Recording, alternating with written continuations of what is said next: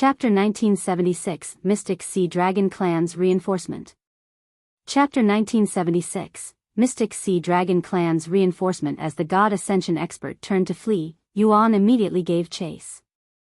However, being underwater, and with his opponent a native sea beast, Yuan quickly found himself outpaced, the distance between them widening with every passing second.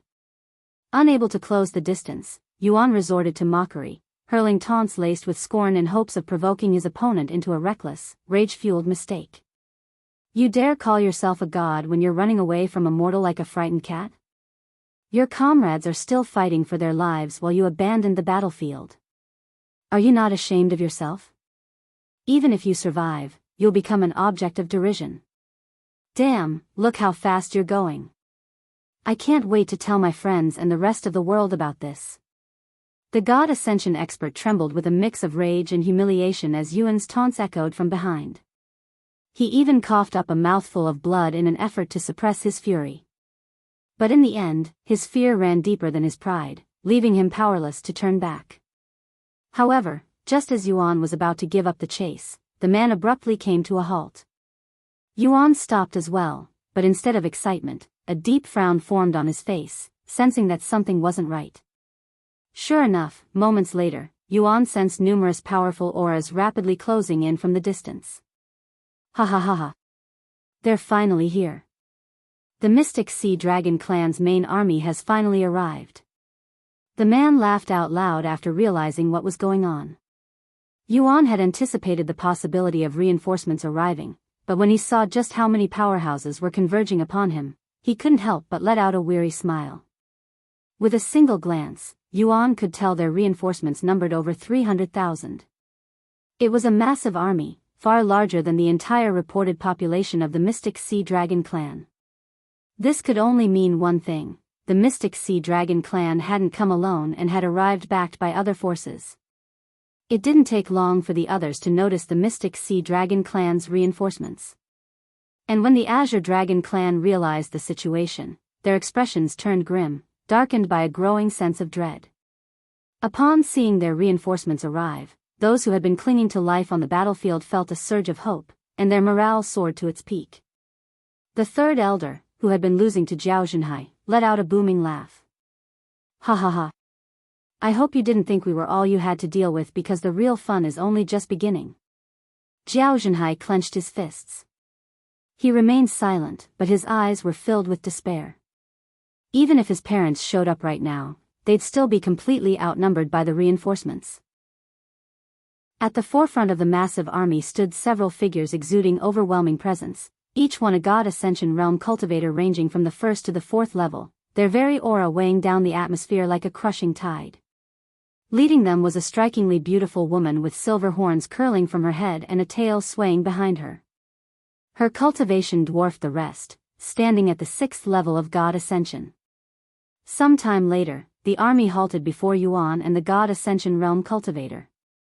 General Ji, where do you think you're going? The woman suddenly spoke, her voice calm yet oppressive. Why are you heading away from the battlefield? That's.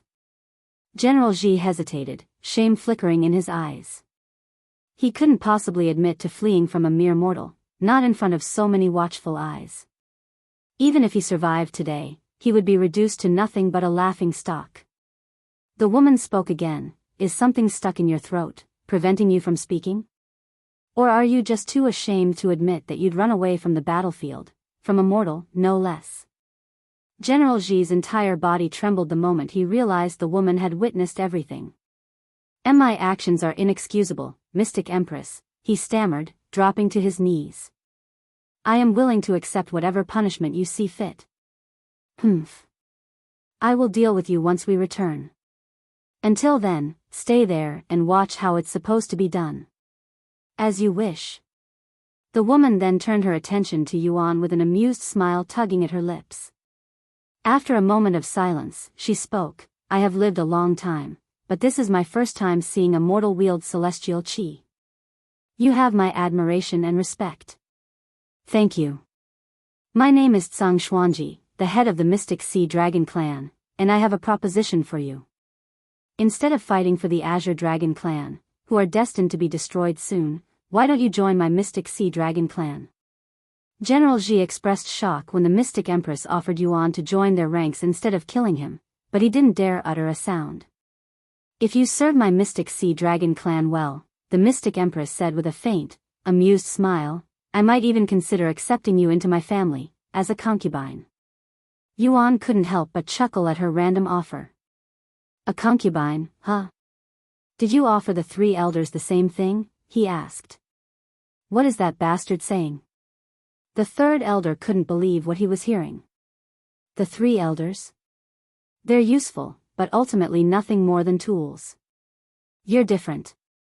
If you desire, I can even dispose of them for you after you join our side. Mystic Empress. That wasn't part of our agreement, the third elder blurted out in panic, his face draining of color. The Mystic Empress' expression darkened, her gaze turning icy as it locked onto the third elder. To think you still have the nerve to speak of our agreement, she said coldly, her voice rising with each word. Not only have you failed to obtain the tier of the Azure Heavens, but you've also forced us to abandon a plan that took many millennia to perfect, all because of your incompetence. Trash.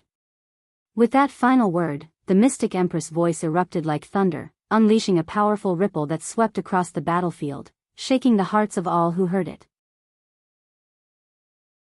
Chapter 1977, The Mystic Empress Rampage.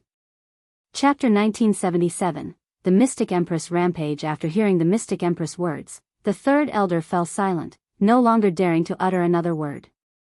Instead, he glared at Yuan with a hateful gaze. It was all because of that bastard. If he hadn't shown up, we wouldn't be in this situation. The third elder blamed everything on Yuan, who showed up out of the blue and purified their poison. Unfortunately, the only thing he could do was complain about it. After scolding the third elder for his incompetence, the Mystic Empress returned her attention to Yuan and spoke calmly. So, what do you think about my offer? I'm flattered by it, he said. Unfortunately, I cannot join the Mystic Sea Dragon clan. What is the reasoning behind your decision? The Mystic Empress asked with narrowed eyes. First of all, I don't belong to the Azure Dragon clan. What? Then why are you fighting for them? They have something I want, and I am helping them to acquire it. In that case, wouldn't it be better to fight for us? Besides the tier of the Azure Heavens, I can help you get whatever you want after we defeat them. While that does make logical sense, I do not like to take things by force if I don't have to. And while I enjoy fighting, I dislike needless bloodshed. Now allow me to tell you the second reason why I cannot join you. The tier of the Azure Heavens that you're looking for, it no longer exists. What are you talking about? The Mystic Empress instantly frowned. It no longer exists because I took it and already absorbed it, so you wasted your time by coming here, Yuan said. Everyone standing behind the Mystic Empress froze, dumbfounded by Yuan's claim. A heavy silence followed as they exchanged uneasy glances with each other. If what Yuan said was true, they wasted an immense amount of time and resources. The Mystic Empress trembled slightly before speaking in a low voice. Tell me that you're joking. Yuan shrugged and said, We've already tried telling the third elder, but he didn't want to believe us either. I'm sorry, but it's true. He extended his arm, and with a flicker of will, conjured a beautiful blue flame upon his palm. This is the heaven-freezing flame that I acquired from consuming the treasure. You wanted it because you knew what it really was, the heaven-chilling ice phoenix's heart, right? When the Mystic Empress saw the flames flickering above Yuan's palms and heard his words, she trembled again and coughed up a mouthful of blood as numerous emotions surged through her being. Mystic Empress. You. How dare you? The Mystic Empress suddenly let out a thunderous roar as her cultivation erupted uncontrollably, surging outward like a tidal wave. The immense force of her outburst instantly swept through the ranks behind her, sending her own army reeling, even damaging many who were unable to withstand the immense power of her uncontrolled pressure. Do you have any idea what you have done? What I had to sacrifice just to get here? The Mystic Empress continued to scream, her voice laced with fury and anguish as her mind began to unravel, her composure quickly rumbling under the weight of rage and frustration. Mystic Empress. Please, you must calm yourself, the God Ascension cultivators with her pleaded, their voices tinged with urgency and fear. Calm down. Calm down. However, it only enraged her even further. Yuan swallowed nervously.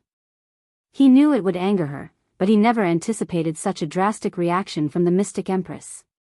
I am going to kill you. I'll kill you all. Suddenly, the Mystic Empress shot toward Yuan with blinding speed, so fast that, though his eyes followed her movement, his body couldn't react in time.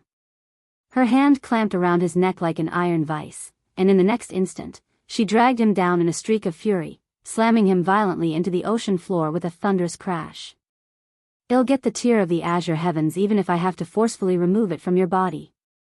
Even as he was pinned to the ocean floor, Yuan tried to get the Mystic Empress off him by striking her with the Dragon God's vengeance. However, the difference in their celestial chi was simply too overwhelming for Yuan's attacks to have any effect. It was akin to trying to break down a metal door with a toothpick. Suddenly, two figures shot toward them before working together to remove the Mystic Empress from Yuan. Father! Mother! Jiao Zhenhai exclaimed after seeing his parents' arrival. Are you okay? Jiao Longfei asked Yuan. Yes. Do you think you can hold her off for a minute? A minute. It'll be difficult, especially when she's like that, but well try, said Jiao Xuanji. The two of them were both at the 5th level of God Ascension realm, but even if they fought together, they wouldn't be able to defeat the Mystic Empress. How dare you intervene? I'll swallow all of you.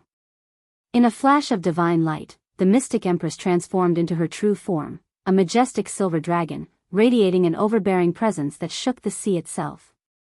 Not daring to underestimate her, Jiao Xuanji and Jiao Longfei responded in kind, assuming their dragon forms without hesitation. Moments later, the three titanic beasts collided, and the sheer force of their clash unleashed violent currents in every direction, hurling nearby cultivators like leaves in a storm. While that happened, Yuan ignored everything around him and focused his attention solely on the Dragon God's vengeance. Yao, I need your help. You're the only one who can stop her rampaging. He sent his voice into the soul weapon, speaking directly to Dragon Goddess Yao. However, there was no response. I know you're upset, and am sorry, but I could really use your assistance here. Yuan sighed and continued, the 9 dragon symbols. I remembered our promise. Although we couldn't fulfill it last time, let's do it properly this time. I promise. Though Dragon Goddess Yao didn't speak, the Dragon God's vengeance began to tremble in response. Chapter 1978, Absolute Obedience. Chapter 1978, Absolute Obedience, Get out of my way, you trash. Mystic Empress aura exploded further. At this rate, we won't be able to block her for a single minute. Jiao Longfei poured all of his celestial chi forward, but it quickly crumbled when Mystic Empress struck back. Damn! When the hell did she become so powerful? Jiao Xuanji exclaimed as she struggled to keep up. My treasure. My plans. My future. Ah! Mystic Empress Rampage grew so uncontrollably violent that both the Azure Dragon Clan and the Mystic Sea Dragon Clan were forced to cease fighting and retreat in a panic. Even the stray wisps of celestial chi erupting from her body were potent enough to kill anyone there instantly, leaving no one willing to remain near her wrath. Suddenly, amidst the chaos and carnage, a profound aura descended upon the ocean like a silent decree from the heavens, vast, unfathomable, and absolute. The raging tide stilled, and even Mystic Empress rampaging celestial chi were forced to disperse. What is this pressure? This presence? A cultivation god? Jiao Longfei gasped, his voice trembling with disbelief as he instinctively turned toward the source of the overwhelming aura, eyes wide with awe and fear. Everyone present turned to face the source of the aura, including the Mystic Empress. Though still burning with rage, she found herself unable to express it, as if her very body and instincts had seized control, suppressing her fury out of sheer, primal desperation in the presence of something far beyond her comprehension. Their gazes landed on Yuan, who was standing on the ocean floor with the Dragon God's vengeance in his grasp. No, they were all staring at the dragon god's vengeance. In the very next moment, a faint light emerged from within dragon god's vengeance, swiftly expanding until it took the shape of a human figure, divine and ethereal, with a beauty so transcendent it instinctively commanded reverence from all who beheld it. Yet, despite her breathtaking beauty, it was her unfathomable presence that held everyone's attention. Merely standing in her presence compelled all those around her to instinctively seal their cultivation and loosen their stance, as though their bodies moved on their own to show submission and that they meant no harm.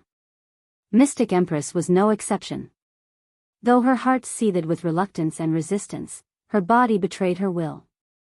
Unable to defy the overwhelming pressure of the presence before her, she returned to her human form and lowered herself in submission to Dragon Goddess Yao. After making an appearance, Dragon Goddess Yao ignored everyone and calmly approached Mystic Empress. "Hey," she called out in a nonchalant tone. "Why yes." Mystic Empress trembled uncontrollably as she responded in a cracked, uneven voice strained by overwhelming fear, feeling like she had suddenly turned into a mortal. "I'm in a good mood right now, so I'll spare you for your insolence. However, my patience is limited, so I'll give you and your minions 10 seconds to disappear from my sight. And don't even think about coming back in the future. Thank you for your mercy." Without daring to utter a word in defiance, Mystic Empress turned and swiftly swam away like her life depended on it, her once dominant aura now subdued and broken. As for the rest of the Mystic Sea Dragon clan, they didn't need any instructions to fall back. The Azure Dragon clan stood in stunned silence, watching their enemies retreat in haste. The scene felt surreal, like a dream too impossible to be real, leaving them to question whether their eyes were deceiving them.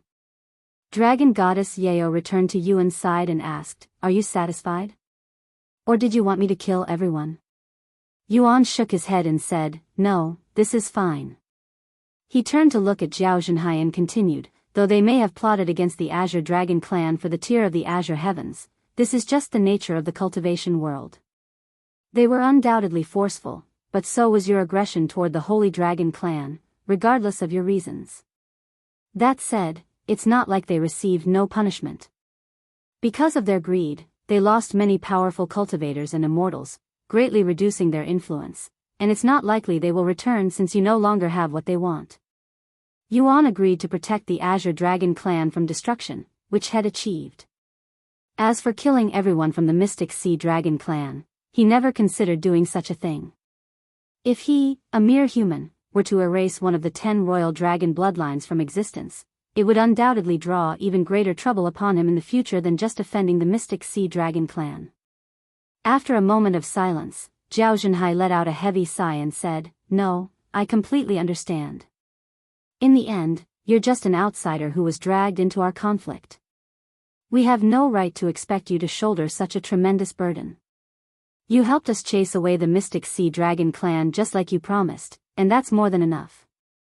Even if they return in the future, it's a problem we must deal with ourselves." Zhao Zhenhai turned to look at the third elder, who had tried to escape with the others but was forced to stay behind and continued, "As for you, you'll pay for betraying our family for the rest of your miserable life. Please. I was wrong. Have mercy." Yuan stopped paying attention to them and looked at Dragon Goddess Yao. "I'd love to fulfill that promise right now, but with your condition like that." Dragon Goddess Yao interrupted, "I know, you don't have to say anything. Until I recover my body, well, put that promise on hold. However, this doesn't mean you can dilly-dally around it." Yuan nodded and said, "I'll restore your body as soon as possible." Dragon Goddess Yao returned to the Dragon God's vengeance while the rest of the Azure Dragon clan began tending to the aftermath. Chapter 1979, Mystic Empress Obsession. Chapter 1979, Mystic Empress Obsession. While the Azure Dragon clan worked hard to rebuild their destroyed underwater city, much of which was left in ruins by the invasion, Yuan focused on cleansing the lingering poison from the clan's remaining children. Meanwhile, the Mystic Sea Dragon clan did not stop moving at their peak speed until they escaped the water and returned to the surface. Once outside the water, Mystic Empress halted her movements and stared at the empty space before her in silence. The army behind didn't dare to disturb her and patiently waited for her to snap out of it. After a few days of complete stillness, Mystic Empress finally moved again. She took a deep breath before releasing a profound sigh. The cultivation world is quite brutal. As the leader of one of the 10 dragon clans bearing a royal bloodline, the Mystic Empress had always believed herself to stand at the very pinnacle of the world. Never had she imagined a day would come when she'd be forced to bow her head and retreat so helplessly. Even now, she would tremble when recalling the presence she felt from dragon goddess Biyao. Just who was that woman? I have never felt such fear before, not even when I stood before the Great One. With her vast influence, the Mystic Empress had crossed paths with most, if not all, of the most powerful beings in the 9 heavens. Yet, not a single one had ever made her feel as utterly powerless as dragon goddess Biyao did, and she had done so effortlessly, merely by releasing a sliver of her aura. There's no way such a powerful entity isn't known across the 9 heavens. Somebody must know something about her. Mystic Empress, what should we do now? Someone eventually asked, pulling her out of her thoughts. The Mystic Empress turned to look at them and said, "The tier of the azure heavens is no more, so the rest of our plan no longer matters. It's unfortunate, but this is the end of our cooperation. If you want to blame the Mystic Sea Dragon clan, me for our incompetence, you're free to do so, but I will not tolerate anyone thinking of coming after my family for this incident. We won't blame you, Mystic Empress. That entity's appearance was completely out of our control. Hell, even if we knew about her existence beforehand, we still wouldn't be able to do anything about it." Some time later, the Mystic Sea Dragon clan and the others went their own way. Time flowed like a fleeting stream, and in the blink of an eye, a year had passed since the failed invasion of the Mystic Sea Dragon clan. While everyone tried to move on and forget the incident, one individual had been living a waking nightmare ever since. No matter how desperately she tried to bury the memory, the Mystic Empress could not escape the looming shadow of dragon goddess Biyao. The goddess' presence from that day clung to her mind like a curse, and with each passing day, the weight of that humiliation gnawed at her sanity, slowly driving her toward madness. Boom! A thunderous explosion echoed from the Mystic Empress quarters, followed by a tremor that rippled through the surrounding area. Yet, none of those nearby so much as flinched, as such disturbances had become routine ever since her return. The Mystic Sea Dragon clan tried seeking doctors to help her, but since this was a mental battle, there was nothing the doctors could do but suggest pills that strengthened the mind. I can't believe a 6th-level god ascension powerhouse like the Mystic Empress still has to deal with heart demons. Heart demons are cruel and merciless. They can bring down even a cultivation god if it gets bad enough. What should we do? We cannot let her get to such a point. No matter how many pills we feed her, her condition hasn't improved. If anything, it has only gotten worse. I'll contact the other clans to see if they have any ideas. Time continued to pass. Half a year later, several individuals from the other 10 royal dragon clans arrived at the Mystic Sea Dragon clan after hearing about the Mystic Empress' unique situation. "How is the Mystic Empress?" asked a handsome man who had the cultivation at the 7th level of God Ascension. The members of the Mystic Sea Dragon clan explained the situation and their incident with the Azure Dragon clan. The Mystic Empress with a heart demon. This news left them stunned, as they were all aware of how strong she was mentally. When they went to speak with the Mystic Empress, they could hear her yelling inside her room from the halls. "Who is she? I need to know." The guests exchanged glances with each other. Someone from the Mystic Sea Dragon clan explained, "Her fear has turned into some sort of obsession with that entity." Some time later, they knocked on the door. "Mystic Empress, can we speak to you for a second?" Bang! The doors burst open with a deafening crash, and the Mystic Empress emerged, her once elegant appearance now disheveled, her eyes wild and unfocused, resembling more a madwoman than the regal figure she once was. Before any of the guests could open their mouths, the Mystic Empress suddenly grabbed one of their collars and shouted, "Do you know her? Do you know who she is?" Mystic Empress. "Snap out of it." "It's fine," said the handsome man she grabbed. "That woman. You want to know her identity, right? Well, I think I have an idea." "Who? Who is she?" "This is merely a guess, he said slowly, his tone laced with reverence and awe, but judging by the details of her appearance, I believe she was none other than Dragon Goddess Yao, one of the 3 dragons of origin. What? Dragon Goddess Yao? But I thought she died long ago. The others expressed shock after hearing this. He shook his head and said, her death was never confirmed. Shed only gone missing. Dragon Goddess Yao. Mystic Empress mumbled with a dazed look on her face. Chapter 1980, 2 years later. Chapter 1980, 2 years later. The Mystic Empress became silent after learning of the identity of the entity who humiliated her. Everything finally made sense to her. If it was one of the dragons of origin, it was only natural that she was hopeless before such an entity. If Dragon Goddess Yao has truly returned, this is huge news, said one of the guests. The others nodded in agreement. Who knows how everyone will react, especially the Great One.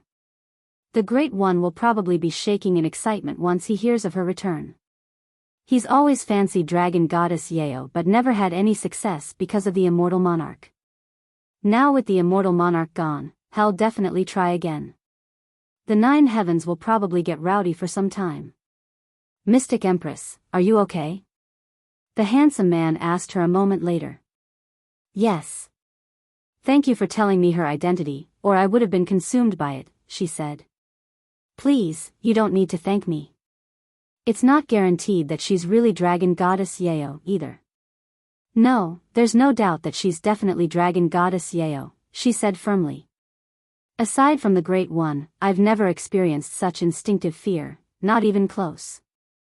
If the legends are true, that Dragon Goddess Yao is stronger than even the Great One, then it would make sense.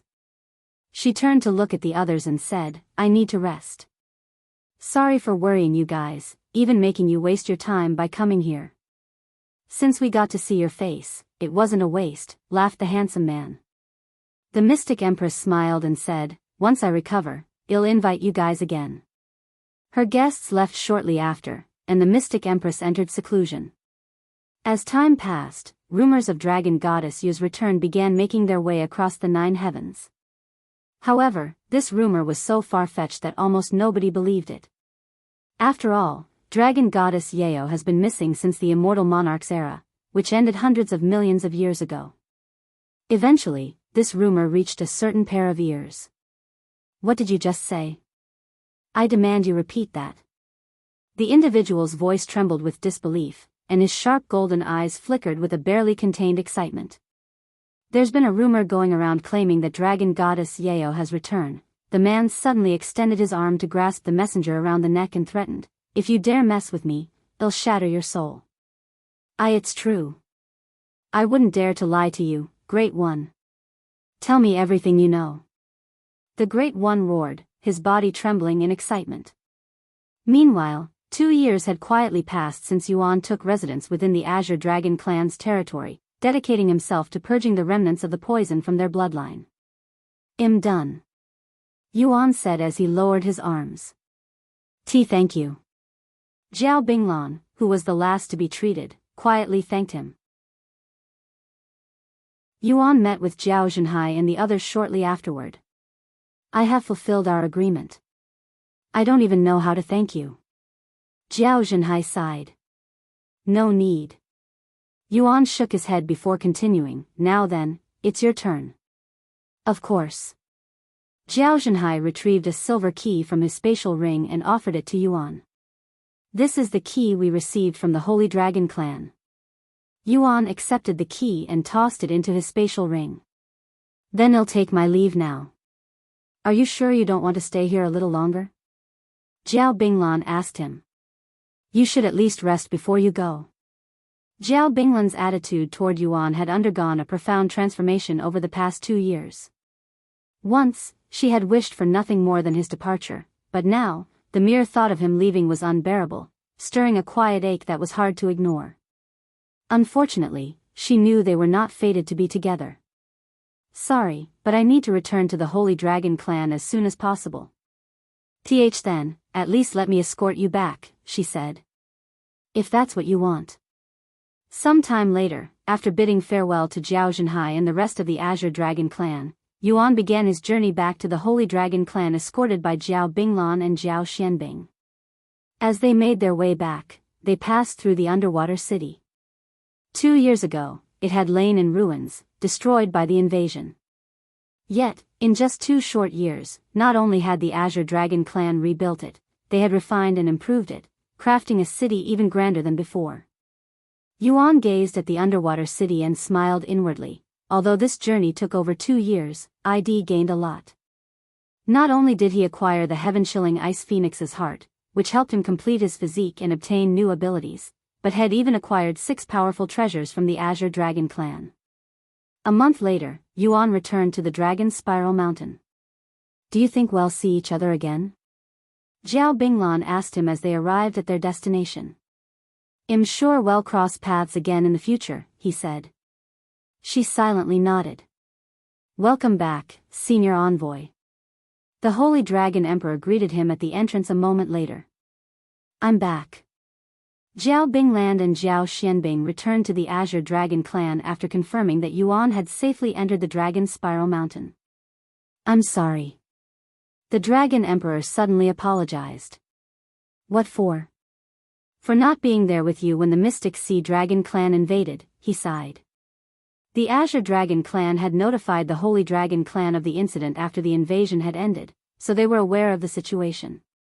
Yuan smiled and said, "Look at me. Do I look dead to you?" "No." "Then there's nothing else to talk about, especially when it happened 2 years ago." "I understand." The Dragon Emperor nodded and changed the topic. Some time later, the Dragon Emperor brought Yuan to the training grounds to meet with Shimeli. Chapter 1981, Activating Dragon Spiral Mountain's Teleportation Device. Chapter 1981, Activating Dragon Spiral Mountain's Teleportation Device. When Yuan arrived at the training ground, Shimeli was engaged in a fierce spar with one of the young dragons. "What happened to her?" "She's improved a lot since I last saw her. Even her cultivation has soared," Yuan remarked as they watched from a distance. Shimeli's cultivation had somehow soared to the peak of Divine Ancestor in 2 short years, and her aura had grown so exponentially that Yuan almost didn't recognize her at first. "She's trained with our most experienced instructors nearly every single day for the last 2 years. It was already apparent from the very beginning that she had tremendous potential and talent, but we've underestimated how much talent was dwelling within her. After training for a year, her training progress suddenly skyrocketed toward the heavens, as if something within her bloodline awakened," said the Dragon Emperor.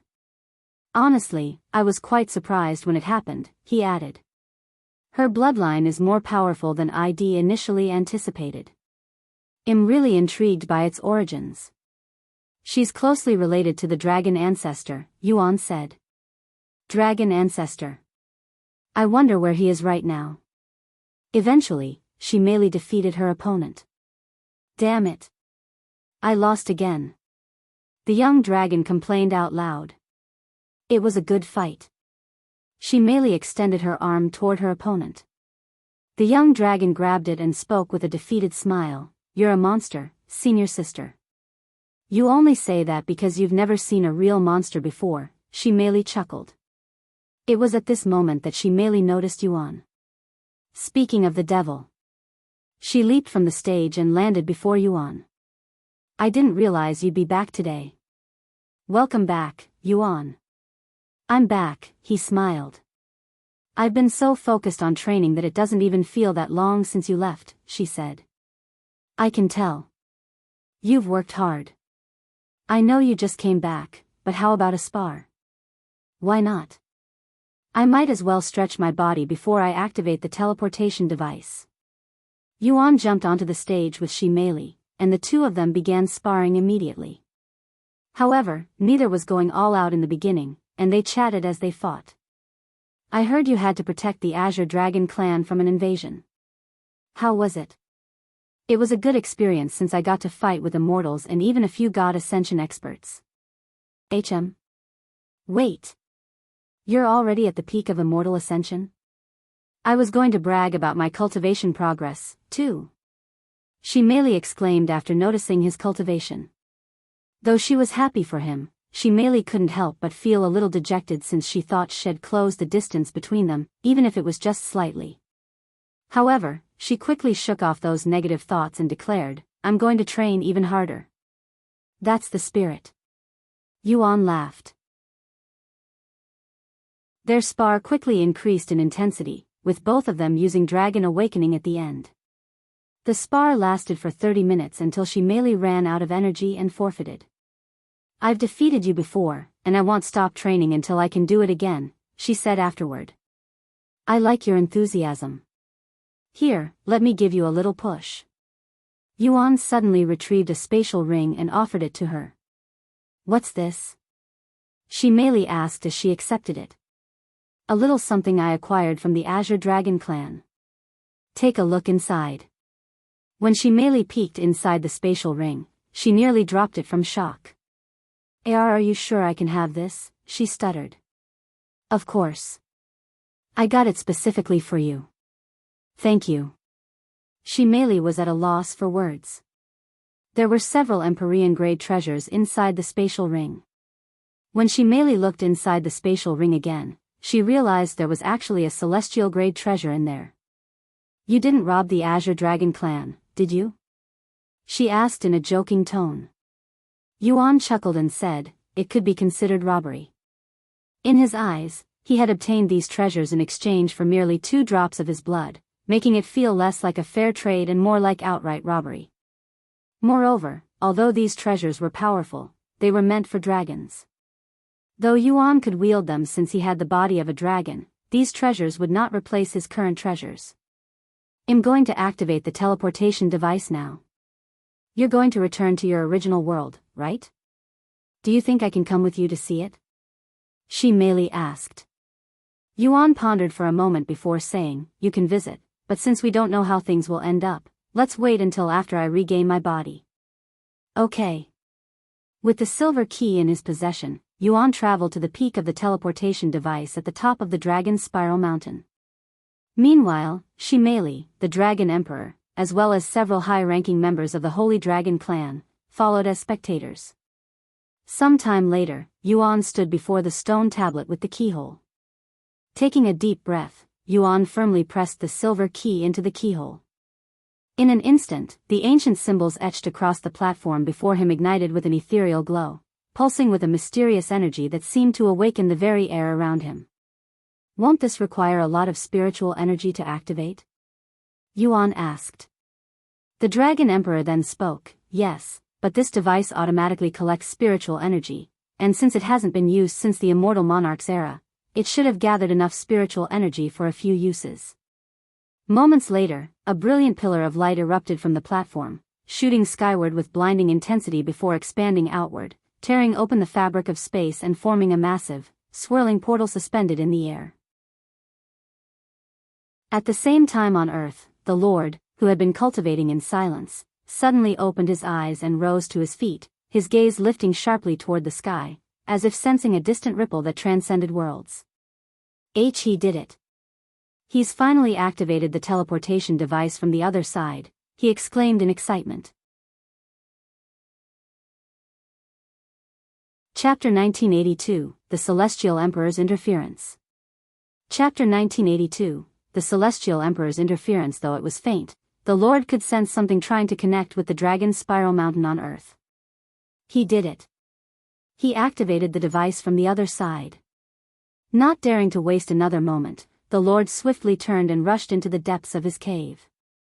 There, waiting in solemn silence, stood a circular platform and an ancient stone tablet. Without hesitation, he drew forth a golden key and inserted it into the keyhole, its surface trembling faintly in response. However, unlike the teleportation device in the seventh heaven, the one on Earth barely emitted any glow due to a lack of spiritual energy. Seeing this, the Lord gritted his teeth and roared, "Not enough spiritual energy? In that case, take my cultivation." Without a hint of hesitation, the Lord channeled all of his spiritual energy into the teleportation device, even drawing directly from his dantian to fuel its activation. Empowered by the immense surge of energy, the device responded instantly, its symbols blazing to life as a radiant glow engulfed the chamber, humming with ancient power. The Lord's cultivation plummeted at a rapid rate, but he didn't care and continued as if his life depended on it. Eventually, the teleportation device erupted with a golden pillar of light, its brilliance so intense it pierced through the stone ceiling of the cave and shot into the heavens, tearing through clouds as if announcing its activation to the entire world. This phenomenon shocked everyone on Earth, with some wondering if it was the beginning of an apocalypse. Look at the sky. It got split apart. What's happening? Is this the end of the world? The Lord looked at the sky with a relieved smile. It's done, he muttered as his body collapsed onto the ground. Lord. Leah rushed over after seeing this. Meanwhile, at the seventh heaven's dragon spiral mountain. I'm going to enter the portal now, Yuan said to them. Before you go into the portal, you know that the other device must also be activated for the connection to work, right? Dragon Emperor said. Yes, I am aware. I have someone on the other side. If you say so. Good luck. Yuan nodded and flew toward the sky, disappearing into the portal. At the same time, somewhere in the ninth heaven, Your Majesty, somebody activated the Dragon Spiral Mountain's teleportation device. A man draped in a majestic golden robe stood at the edge of a floating island, upon which a vast and imposing palace loomed behind him.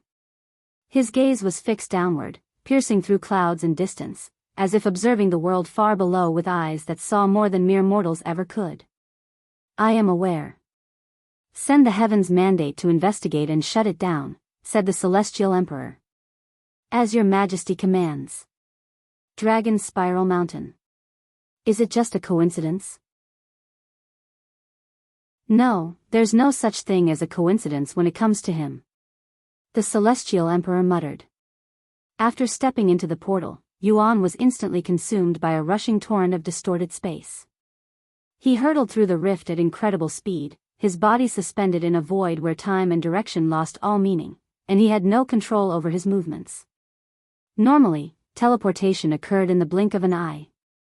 However, the distance between the nine heavens and Earth was so unfathomably vast that even spacebending travel required time to traverse. A few minutes after Yuan vanished into the portal, the skies above Dragon Spiral Mountain trembled, and a second, even larger portal tore open the heavens. From its swirling depths, an overwhelming army descended, immortals and god ascension experts alike, their presence shaking the land with divine pressure. Noticing this, everyone at the Dragon Spiral Mountain halted their movements and looked toward the sky. I am General Wang of Heaven's Mandate. Under His Majesty, the Celestial Emperor's command, we have come here to investigate your reason for activating the Dragon Spiral Mountain's teleportation device. The man leading the army, a ninth-level god ascension powerhouse, demanded an answer. The Holy Dragon Emperor fearlessly approached the army and spoke. Since when did the Celestial Emperor take interest in the affairs of our royal dragon clan? Since now. Is that so? In that case, our reason is simple. We activated the teleportation device simply because we can. As far as I'm aware, it's not against the law to do so. It's not, but the Celestial Emperor wants you to shut it down, and his words are the law in the nine heavens. Perhaps that may be the case for you humans, but we're the Holy Dragon Clan. We only follow the command of Dragon Goddess Biyao. The Celestial Emperor should know better than to send a bunch of dogs to bark at us. Leave if you don't want any trouble. Insolence, the general roared, laced with fury and disdain. Even as the Dragon Emperor, you do not have the right to speak so brazenly. Shut down the teleportation device immediately. In the next instant, the Dragon Emperor released his aura without restraint. A wave of immense pressure swept across the land, shaking the air itself, so heavy and oppressive that even the clouds above trembled, as if bowing to his might. You dare encroach on my territory and issue commands as though you rule it, the Dragon Emperor thundered, his voice sending ripples in every direction. The teleportation device will remain active, and that is final. If you wish to shut it down, you must do it yourself. But know this, the moment you set foot on Dragon Spiral Mountain, we will treat it as an act of invasion and we will retaliate. Upon hearing the Holy Dragon Emperor's declaration, the members of the Holy Dragon clan unleashed their auras in unison, each one erupting like a dragon's roar through the heavens, a clear and unified signal to heaven's mandate that they were not bluffing. How fucking troublesome. General Wang clenched his fists in frustration. He retrieved a medallion and activated it with his spiritual energy. Your Majesty, we have a situation here. Chapter 1983, Heaven's Will. Chapter 1983, Heaven's Will. Following the Holy Dragon Emperor's firm refusal to comply, General Wang was left with no choice but to contact the Celestial Emperor for further instructions. The situation had grown too delicate, and any misstep could ignite a conflict that would affect not just the Celestial Emperor but the entire 9 heavens. The Heavens' mandates certainly possessed the manpower to annihilate the Holy Dragon clan if they so wished, but doing so would be no different than striking down a foreign diplomat protected by immunity, and they'd have to answer to the other royal dragon clans. While the Celestial Emperor stood as the single most powerful and authoritative figure in the 9 heavens, his reach was not absolute. There existed powers beyond even his command. Most notably, the 10 royal dragon clans. As dragons, they stood at the very pinnacle of the beast world, alongside the Phoenix bloodline and a handful of other ancient bloodlines. And as royals among dragons, they possessed the ability to command all lesser dragons beneath them. If the 10 royal dragon clans were ever to clash against the Celestial Emperor, it wouldn't be a battle against 10 clans alone. It would mean facing the united might of nearly all the dragons in existence, along with countless powerful beings loyal to their cause. Even for the Celestial Emperor, such a conflict would be a calamity of unimaginable scale. Even if the 10 royal dragon clans were not allies of each other and often clashed among themselves, they would never allow an outsider, especially a human, to trample upon one of their own bloodlines. In other words, internal strife was acceptable, even natural, but any external aggression was seen as an unforgivable affront to the dragon race itself. What should we do, Your Majesty? The Holy Dragon Emperor refuses to cooperate and declared war if we tried to stop the teleportation device. General Wang explained the situation to the Celestial Emperor. After a brief moment of silence, the Celestial Emperor spoke. Let me speak with the Dragon Emperor. General Wang turned his gaze to the Dragon Emperor and spoke. His Majesty, the Celestial Emperor, wishes to speak with you. He tossed the medallion to the Holy Dragon Emperor. This is the Holy Dragon Emperor speaking. Holy Dragon Emperor, let's not make things difficult. I don't want to, but if you want me to deactivate the teleportation device, I will have to. Is it because you're trying to protect someone? That is none of your business. No, it is my business, the Celestial Emperor said coldly. The one you're so eager to protect, if left unchecked, he will become the very catalyst for the 9 heavens' collapse, and as the Celestial Emperor, it is my duty to protect this world. The Holy Dragon Emperor smiled at the Celestial Emperor's words and calmly responded, You have your duties just as I have my own. I'm sorry, Celestial Emperor, but you will not change my mind. After a moment of silence, the Celestial Emperor released a faint sigh before speaking again. I always thought you were one of the wiser dragon emperors, but it appears I have been mistaken this entire time. I really don't want to do this, but you've forced my hands. The other royal dragon clans will be upset for a while, but they won't do anything hasty while I have the royal Phoenix clans on my side. In the next moment, an invisible ripple spread across the skies above Dragon's Spiral Mountain, distorting space itself. It exuded a profound and unfathomable pressure, one so deep and divine that it felt as though heaven itself were trying to make an appearance. Then, the word execute blazed into existence across the heavens, etched in radiant light, vast and commanding, as if carved directly into the fabric of the sky itself, and it hung there like a divine decree. Seeing this, General Wang smiled and declared loudly, Heaven has spoken. Follow the Celestial Emperor's command and destroy the teleportation device. Execute anyone who dares to try and stop us. He pointed his sword toward the Dragon's Spiral Mountain and roared, Execute Heaven's will. Rhea. Behind him, the army erupted with a deafening war cry that shook the very heavens. With weapons drawn and killing intent surging, they descended upon Dragon's Spiral Mountain like a merciless storm. In response, the Holy Dragon Emperor unleashed a thunderous roar, his voice reverberating through every corner of Dragon's Spiral Mountain like a divine command. Teach these intruders the price of defiling our sacred land. Slay all who dare to stain our home with their presence. For Dragon Goddess Yao. Thousands of dragon roars erupted at once, shaking the heavens and the sea below. In a breathtaking surge, every member of the Holy Dragon clan, young dragons, elders, even the humble servants, took to the skies with unwavering resolve. What should I do? She merely cried out, her voice trembling with panic as the skies erupted into chaos around her. The sudden descent into all-out war left her completely overwhelmed and frozen in place. This is not your fight. Find a safe place to hide until Yuan returns. The Holy Dragon Emperor's voice suddenly resounded in her head through voice transmission. But. She merely hesitated following this instruction. How could she run and hide while everyone else fought?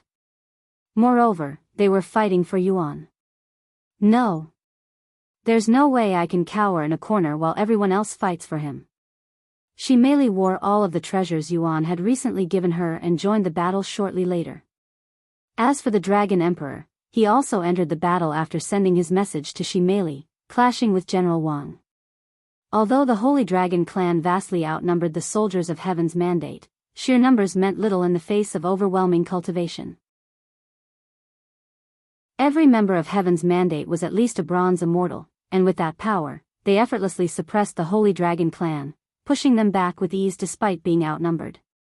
Yet, even while being overwhelmed, the Holy Dragon clan showed no signs of yielding and continued their relentless retaliation until their last breath. Chapter 1984, Defend the Dragon's Spiral Mountain. Chapter 1984, Defend the Dragon's Spiral Mountain. How long have I been in here? Yuan mumbled to himself as his body continued to travel through the space rift, feeling like it'd been ages since he entered the portal. However, in reality, it'd only been a few minutes since he entered. Wait a second, this might be an opportunity to train my power of the void. Realizing this, Yuan stopped thinking about the passage of time and focused solely on the void around him. With nothing to do but train his power of the void, Yuan focused entirely on it, eventually forgetting that he was in a space rift and traveling back to Earth. Only an hour had passed since Heaven's Mandate began their invasion, yet more than half of the Holy Dragon clan had already fallen. The majority were young dragons and servants, those without the cultivation to survive such a brutal onslaught. Look around you. This is the result of your foolish defiance, Holy Dragon Emperor. General Wang exclaimed with a vicious smile on his face. Did you really think the Holy Dragon clan could stop Heaven's Mandate, the strongest army in the 9 heavens? Of course not, the Dragon Emperor calmly replied. Then you must have believed your royal bloodline would make the Celestial Emperor hesitate. Unfortunately for you, that didn't work out either. You won't understand it even if I were to break it down for you. I don't need to understand it, nor do I want to. The clash between the Dragon Emperor and General Wang, 2 peak god ascension powerhouses, was so catastrophic that even the ripples from their blows carried enough force to instantly obliterate an immortal upon contact. To prevent their battle from decimating allies and enemies alike, they erected a barrier of celestial chi around themselves. As for Shimeli, she had managed to survive, though just barely, thanks to the protective treasures Yuan had given her. But mere survival was all she could manage. Against immortals, her attacks were like droplets against stone, ineffective and easily brushed aside. Damn it all, they're too powerful. She muttered through clenched teeth, frustration burning in her chest like fire. Her hands trembled, not from fear, but from the unbearable weight of her own powerlessness. If only I were a little stronger. She merely cried out inwardly, frustration and helplessness twisting in her chest. But before the thought could fade, a wave of killing intent crashed over her like a cold tide. Die! An immortal soldier charged straight at her, blade gleaming with killing intent. She merely turned weakly toward the threat, but her body refused to move, too drained and battered. She couldn't even lift a finger to defend herself, much less avoid it. Ah! Is this the end for me? I'm sorry, Yuan, but this will be the end of my journey with you. It was fun. She merely closed her eyes, having fully accepted her fate. However, moments later, the death she had anticipated did not arrive, prompting her to open her eyes again. Huh? You are. Just as the fatal blow was about to land, two figures appeared before she merely like flashes of divine light. One stood firmly in front of her, effortlessly blocking the immortal's attack, while the other moved like a shadow, reappearing behind the soldier and striking him down in a single, precise motion. These two were none other than Yin and Yang, elite members of the evil god's shadow army. Sorry it took so long. We had to alert the others. Everything will be okay now. Reinforcements have arrived, said Yang. In the very next moment, countless rifts tore open across the sky above Dragon's Spiral Mountain, and from within them emerged several hundred figures, each cloaked in deep black robes that obscured their features. However, their aura was unmistakable and ominous, and their sudden appearance made the Heaven's Mandate halt their advancement. The Shadow Army. The evil god's shadow army has made an appearance. Someone suddenly shouted. What? General Wang exclaimed. He halted his fight with the Dragon Emperor to confirm it for himself. Evil god's shadow army. The Holy Dragon Emperor frowned, unaware whether this new force was friend or foe. Suddenly, a cold voice thundered across the battlefield, Shadow Army, slaughter Heaven's Mandate and protect the Dragon's Spiral Mountain. Following the command, the members of the evil god's shadow army descended upon the soldiers of Heaven's Mandate, instantly turning the tide against them.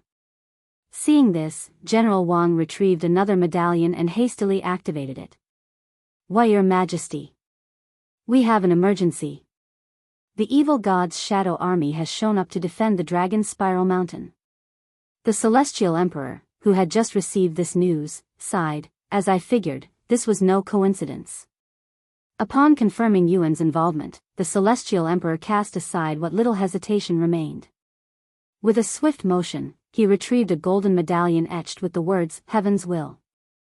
Raising it high, his voice boomed with divine authority. The evil god's shadow army has revealed itself.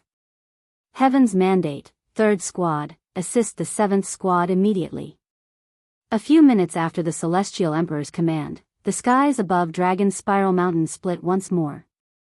More portals tore through the heavens, and from them descended the 3rd Squad of Heaven's Mandate, each soldier a golden immortal at minimum, their auras blazing like falling stars as they rushed to reinforce the embattled 7th Squad. Meanwhile, Yuan's eyes suddenly snapped open. In the vast expanse of the void ahead, a flicker of white light shimmered into view. Within moments, it expanded rapidly, growing brighter and closer as his body was irresistibly drawn toward it. A few moments later, Yuan's body was completely engulfed by the radiant light, his vision drowned in pure whiteness. But then, as the brilliance faded, he found himself suspended beneath a vast blue sky, surrounded by drifting clouds, and the silence of the void was gone, replaced by the gentle breath of the wind and the soft glow of sunlight. With a smile on his face, Yuan announced out loud, I'm back. Chapter 1985, Returning to Earth. Chapter 1985, Returning to Earth. When Yuan emerged from the space rift, for a brief moment, he thought the teleportation had failed, that he was still in the 7th heaven. The spiritual energy in the air was simply too dense, too rich, to belong to Earth. But he quickly realized that it was because the spiritual energy had flowed in from the 7th heaven. The moment the teleportation device connected the realms, the boundless spiritual energy from the 7th heaven flowed into Earth. Even though it was only a fraction, for a small world like Earth, even the tiniest trickle of spiritual energy from the 7th heaven was enough to blanket the entire planet, saturating every corner with spiritual energy it hadn't experienced since the immortal monarch's era. The cultivators on Earth immediately sensed the shift. The moment the spiritual energy thickened around them, many dropped whatever they were doing and entered seclusion on the spot. Fearing it might vanish as suddenly as it appeared, they rushed to absorb as much of it as possible, eager to seize the rare opportunity to advance in cultivation while the heavens allowed it. Since the rift opened up above the Dragon's Spiral Mountain, it didn't take long before Yuan noticed it and descended upon it. When Yuan descended onto the peak of Dragon's Spiral Mountain, his gaze was immediately drawn to two distant figures. It was the Lord and Leah. But something was wrong. The Lord lay motionless on the ground, seemingly unconscious, his aura faint and unstable. Beside him, Leah was transferring her spiritual energy into him. Seeing this, Yuan rushed over and asked, "What happened?" "He sacrificed his cultivation to activate the teleportation device," she revealed in a grim tone. "What? Let me help." Upon hearing that the Lord had sacrificed his cultivation, Yuan immediately moved to help. However, he didn't rush to pour spiritual energy into the Lord. With his cultivation reduced to the second level of Spirit Apprentice, the Lord could only absorb what his current realm could withstand. Anything beyond that would do more harm than good.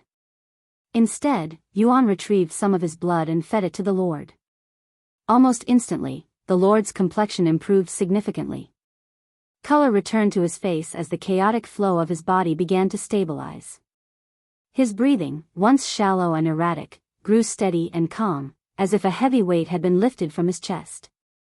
Seeing that the Lord's condition had stabilized, Leah slowly turned her gaze toward Yuan. The moment her eyes met his, they widened in astonishment. He looked completely different, taller, sharper, more refined. But it wasn't just his appearance. His aura, it was vast, boundless, and utterly unfathomable to her.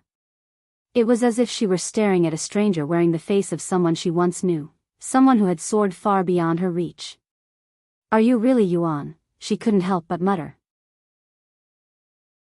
"I know it's been a few years since we last saw each other, but I can't have changed that much, right? Your face hasn't changed much. I was talking about everything else. Your scent, aura, everything." Yuan smiled and said, "Where are the others?" "Probably still training in the 9 heavens. They rarely return to Earth these days," she said. "Then I'll leave for now. I'll come back once I get back into my real body." Then, he soared through the sky and returned straight to his home, landing softly on the familiar balcony just moments later. Stepping inside, a wave of warmth washed over him.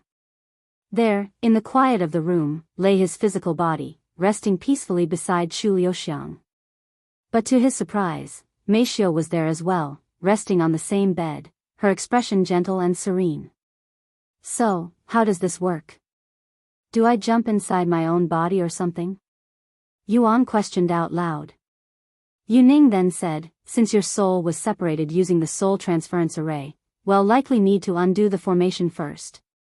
Do you think you can do it?" "I can try, but I'll need some time to analyze the formation first." "Go ahead. I'll even lend you my body," said Yuan. The next moment, Yuning took over Yuan's soul avatar and began examining Yuan's real body. "This formation is much more complicated than I'd anticipated," she muttered after a single glance at the formation. Half an hour later, Yuning spoke, "I think it's doable. Fortunately, the soul transference array wasn't created to be unbreakable and is actually quite fragile.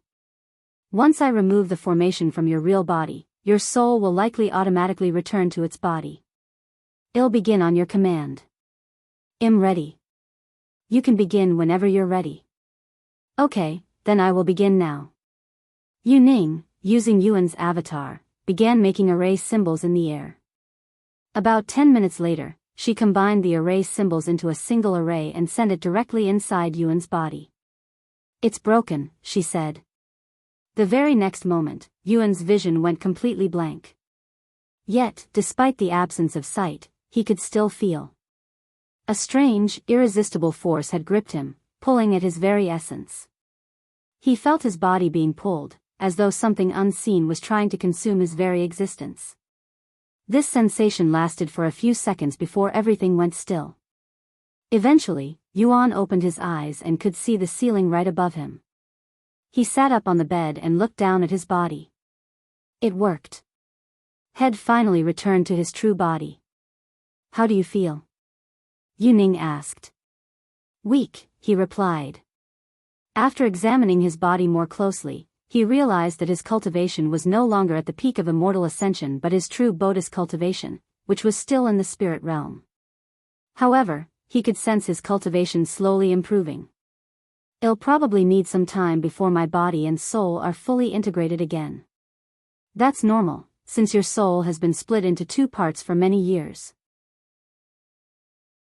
Suddenly, Celestial Emperor's curse has activated. When the Celestial Emperor's curse activated, an excruciating pain tore through Yuan, not in flesh or bone, but from the depths of his soul.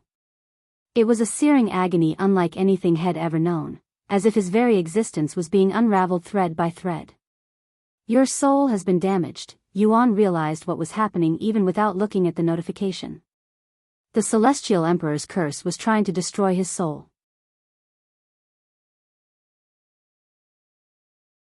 Chapter 1986, Unbreakable Will. Chapter 1986, Unbreakable Will. Young Master. Are you okay? Yuning and the others exclaimed, their voices filled with horror. The Celestial Emperor's curse is trying to destroy my soul. What? Then you should hurry up and destroy the curse using the sacred chalice of purification. Liuxiang urged. However, Yuan shocked them by shaking his head and saying, no, this is exactly what I have been waiting for. That doesn't make any sense. But Yuan didn't respond and fell silent after entering cultivation. This left the others flabbergasted. None of them could understand why Yuan was waiting for his soul to be attacked. If Yuan's soul hadn't been fortified through his many reincarnations, the Celestial Emperor's curse would have instantly shattered his soul, killing him completely. However, because his soul has existed since the primordial era and has been tempered for billions of years, not even the Celestial Emperor could easily destroy it. Moreover, Yuan has been training Heaven's indomitable soul for years now, which has strengthened his soul even more. Yet, despite this, the Celestial Emperor's curse was relentless and extremely powerful, one of the most powerful curses in the 9 heavens. The curse continued to gnaw at Yuan's soul, causing him incredible pain, and no matter how powerful his soul was, it wasn't indestructible, especially since he hadn't even reached the God Ascension realm. Slow but surely, the Celestial Emperor's curse was destroying his soul. Despite his soul on the verge of being destroyed, Yuan didn't do anything to stop it, allowing it to happen. His puzzling actions greatly worried his companions. A destroyed soul wasn't the same as a destroyed body, and his regeneration ability had no effect on his soul, so if it were truly to be destroyed, he'd die for sure. Meanwhile, in the Celestial Emperor's palace, the Celestial Emperor could sense the activation of his curse. So he managed to reunite his soul with his body, However, as long as my curse is on you, you will not live long enough to return to the 9 heavens. Almost half an hour has passed since Yuan began resisting the Celestial Emperor's curse. It's time, he muttered in a low voice. The very next moment, Yuan stopped resisting the curse, allowing it to complete its assault on his soul. His soul, which was already on the verge of destruction, began to crack, causing him to cough up several mouthfuls of blood. Young Master! What are you doing? Liuxiang cried out loud. However, Yuan was too focused to even hear her voice. Then, Yuan's body collapsed onto the bed, and his aura completely vanished. Young Master. Liuxiang and the other emerged from his dantian. He's dead. Liuxiang couldn't believe it. Lan Yingying clenched her fists, unsure of what to say. Calm down, you dumb pigeon. A calm voice suddenly resounded. This voice. Dragon Goddess Yao? You should have been with him for long enough to know that he wouldn't do something like this without a reason. That's. Liuxiang fell silent. Dragon Goddess Yao was right. Yuan wouldn't do something as foolish as killing himself. Just as they began to calm down, Yuan's body suddenly became enveloped by a golden shimmer. It was faint at first, but it eventually became so intense that it illuminated the entire room. A few minutes later, Yuan slowly opened his eyes. Young Master. Liuxiang cried tears of happiness after seeing Head returned. He showed them an apologetic smile and said, Sorry for not warning you ahead of time. You really scared me there for a second. What happened, anyway? Lan Yingying asked. I'll answer your questions later. Right now, I have to deal with the Celestial Emperor's curse. Though he may have restored his soul, the Celestial Emperor's curse continued to haunt him and attempted to destroy his soul again. Yuan retrieved the sacred chalice of purification and fed his blood to it. Unlike the others, whose curses were almost instantly cleansed by the sacred chalice of purification, the Celestial Emperor's curse clung stubbornly to Yuan's soul. However, no matter how powerful the Celestial Emperor's curse was, it was ultimately eliminated by the chalice. Cough. In the Celestial Emperor's palace, the Celestial Emperor coughed up a mouthful of blood when his curse was destroyed. Your Majesty. The people around him panicked when they saw this. Fine. He roared. He looked at his blood on the ground and clenched his fists in frustration. You're even harder to kill than a damn cockroach. Why must you continue your pointless struggle? You will never defeat them. After purifying the Celestial Emperor's curse, the sacred chalice of purification began purifying the other curses that afflicted Yuan. However, these curses were much more powerful than the Celestial Emperor's curse. Yuan wasn't surprised about these curses since he had been warned about them before. In essence, most of them were natural curses that had followed him from his previous lives. Shortly after Yuan purified the Celestial Emperor's curse, the surrounding spiritual energy surged toward him like a flood, consumed by his body at a terrifying rate, even though he wasn't actively cultivating. With the curse lifted, the seal that had silently suppressed his potential was gone. His cultivation speed, once shackled, had returned to its natural state. The Celestial Emperor is definitely aware of the situation. We need to return to the 9 heavens as soon as possible, he said as he jumped off the bed. Before leaving, he looked at Liuxiang and Meixiu and mumbled, let's meet again in the 7th heaven. Chapter 1987, Leaving Earth. Chapter 1987, Leaving Earth. After leaving his home, Yuan immediately made his way back to the peak of the mountain. Welcome back, young master. The Lord, who was unconscious when he left, had woken up. How are you feeling? Yuan asked. Thanks to your blood, my condition was able to stabilize. However, with my cultivation like this, I am no longer able to control the formation that protects this world. Fortunately, the spiritual energy from the 9 heavens has temporarily solved this situation. Temporarily, so we're not completely out of trouble yet. No, not yet. Since the gateway between our worlds won't remain open forever, we'll stop receiving more spiritual energy once it closes. The spiritual energy won't last forever either. I don't know how long the spiritual energy we received will last, but it should last a good while, said the Lord. That said, as long as both Dragon Spiral Mountains remain standing, we'll be able to activate the teleportation device again in the future. Who will be able to activate the teleportation device now that your cultivation is gone? Yuan asked. Even if the Lord were to raise his cultivation again, it'd take far too long for him to return to his original cultivation. Yuan glanced at Leah, who quickly said, Don't look at me. My cultivation won't be enough. I'm sure we'll think of something. Anyway, young master, you shouldn't linger here for too long. The gateway will be closing soon, the Lord warned him. He nodded and said, Before I leave. He retrieved a bunch of vials, each filled to the brim with a crimson liquid. This is my blood. I don't know when I'll be able to return to Earth, so I'll leave for you. There's so much. The Lord almost couldn't believe his eyes. Then, until next, wait. The Lord suddenly stopped him. What is it? Take Leah with you. Huh? Yuan's eyes widened. I'd like you to take her to the 9 heavens. I heard you, but...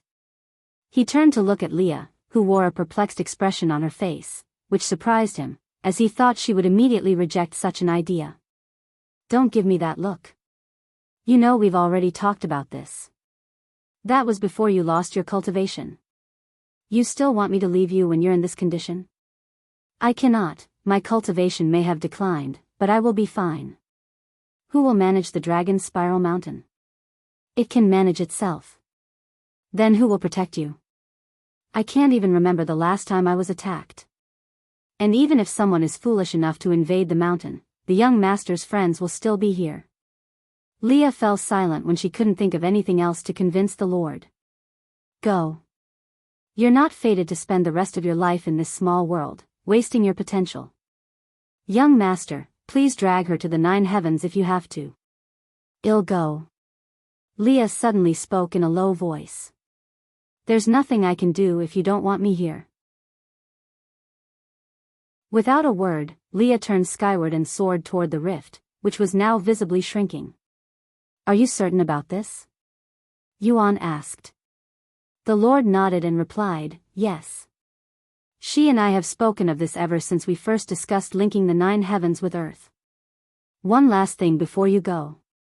If the Red Heaven Dragon clan still exists in the 9 heavens, please bring her there.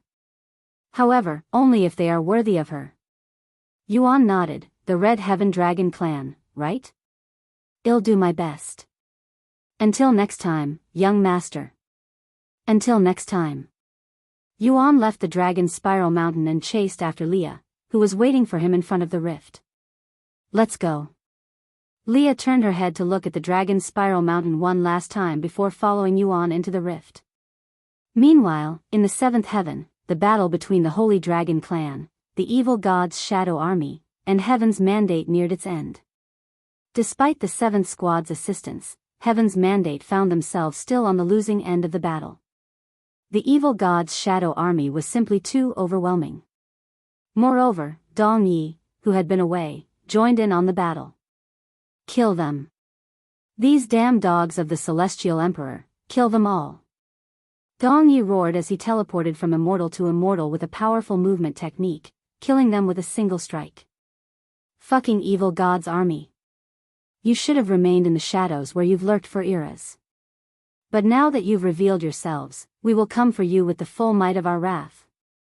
General Wang roared. Ha ha ha. I'd love to see you try. Dong Yi laughed.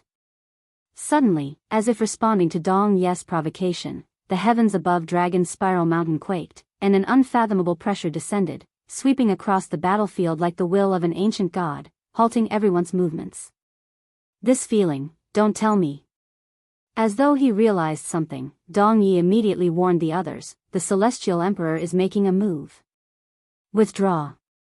Without hesitation, the evil god's shadow army stopped fighting and began scattering in every direction. In the very next moment, a colossal rift tore through the sky, and from its depths emerged the tip of an immense sword, as if the heavens themselves were being pierced. Realizing the situation, the Holy Dragon Emperor gritted his teeth in anger. That technique. Are you really going that far, Celestial Emperor? Holy Dragon Clan, you should also withdraw if you don't want to die to it. This isn't something any of us can handle. Dong Yi warned them. Yet, they remained on the battlefield, unwilling to leave. The Dragon Spiral Mountain is our home. We will never abandon it, even if it means we die with it, the Dragon Emperor declared. For Dragon Goddess Yeo. The others shouted. These stubborn fools. Dong Yi turned his attention to Shimeli before teleporting to her.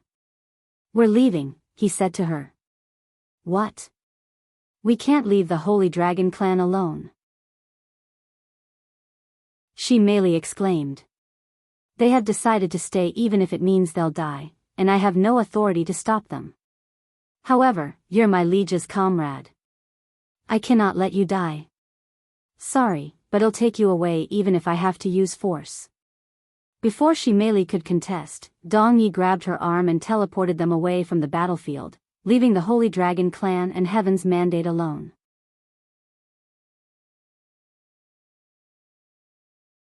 Chapter 1988, The Celestial Emperor's Unstoppable Attack. Chapter 1988, The Celestial Emperor's Unstoppable Attack. The moment the Celestial Emperor sensed his curse destroyed by Yuan, a resolute glint flashed in his eyes.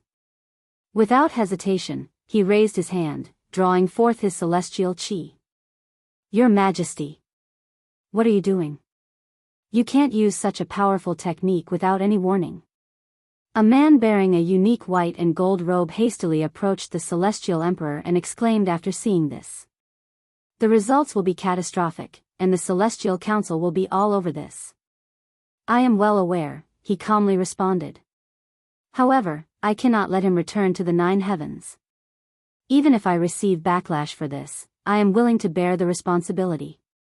The man fell silent upon hearing the unwavering composure and clear finality in the Celestial Emperor's tone. He was certain that unless someone forcefully stopped him, the Celestial Emperor had no intention of backing out. However, the technique the Celestial Emperor was about to unleash would not just destroy the entire Dragon Spiral Mountain, it would cause irreversible damage in the 7th heaven. Once I reduce Dragon Spiral Mountain to nothingness, his path to the 9 heavens will be severed. And if he is already making his return, then he will be cast adrift in the boundless void of the universe, no different from death itself, the Celestial Emperor mused inwardly. Meanwhile, in the 7th heaven, the heavens mandate began backing away from the Dragon Spiral Mountain when they saw the slit in the sky.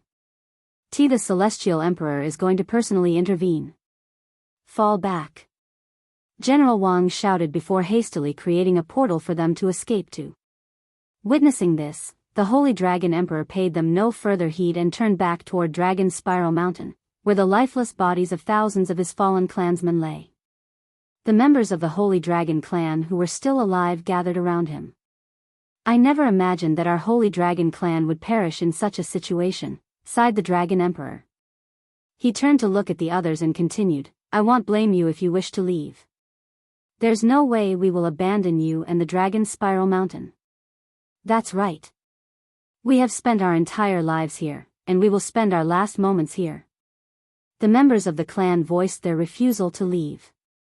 The Holy Dragon Emperor smiled and said, in that case, we might as well spend our last moments trying to protect our home. He turned his gaze to the colossal sword in the sky, now descended more than halfway through the rift, its presence looming like a divine judgment. That is the Celestial Emperor's divine judgment, right? Despite being in this world for over 1,000,000 years, this is actually my first time seeing it, one of the elders remarked. The ultimate execution technique, powerful enough to kill even a 9th-level God Ascension cultivator with ease. This will sound weird, but it feels like an honor to die to such a magnificent technique. Once the Holy Dragon clan had mentally prepared themselves, they charged toward the sky in preparation to fight against the divine judgment. Meanwhile, countless eyes across the 7th heaven, and even those gazing down from the 8th and 9th heaven, watched the unfolding scene in stunned silence. The earlier battle had already stirred the realms, but none had foreseen that the Celestial Emperor himself would take action. What did the Holy Dragon clan do to incite the Celestial Emperor's wrath? Who were those individuals in black? They appeared out of the blue and nearly defeated the Invincible Heavens mandate. These people were full of questions and speculations. Meanwhile, the other royal dragon clans had already mobilized, dispatching emissaries to the Celestial Emperor's palace with urgent demands to cease his assault on the Holy Dragon clan. Unsurprisingly, the Celestial Emperor had sealed the doors to his palace and completely ignored their demands. This enraged the royal dragon clans, yet they were powerless to prevent the Celestial Emperor from obliterating Dragon Spiral Mountain. All they could do was bide their time and prepare to seek retribution once the deed was done. At last, the Celestial Emperor completed the technique and, with unwavering authority, swept his arm downward. In that instant, the sword hanging in the heavens surged with power and plunged forth, its descent no longer gradual but swift and absolute. The sheer pressure radiating from the sword was so overwhelming that all cultivators below the God Ascension realm from the Holy Dragon clan plummeted from the sky like helpless flies. Even the Dragon Spiral Mountain began to sink into the waters beneath it, crushed by the weight of its descent alone. This is really too much. The Holy Dragon Emperor muttered as he struggled to stay in the air, much less fight it. Those strong enough to withstand the pressure unleashed their most formidable techniques upon the descending sword, shaking the heavens and earth with their onslaught. Yet their efforts were in vain. The blade remained unscathed, as if they were hurling raw eggs against an immovable mountain. The Holy Dragon Emperor suddenly charged toward it, his form erupting into that of a colossal silver dragon. With a thunderous roar, he lunged at the descending sword and sank his fangs into it, desperate to halt, or at least slow, its relentless fall. The others followed suit, but alas, their efforts were futile against the Celestial Emperor's overwhelming prowess. Just as the sword was about to bring ruin upon Dragon Spiral Mountain, a faint sigh echoed through the heavens, soft yet boundless.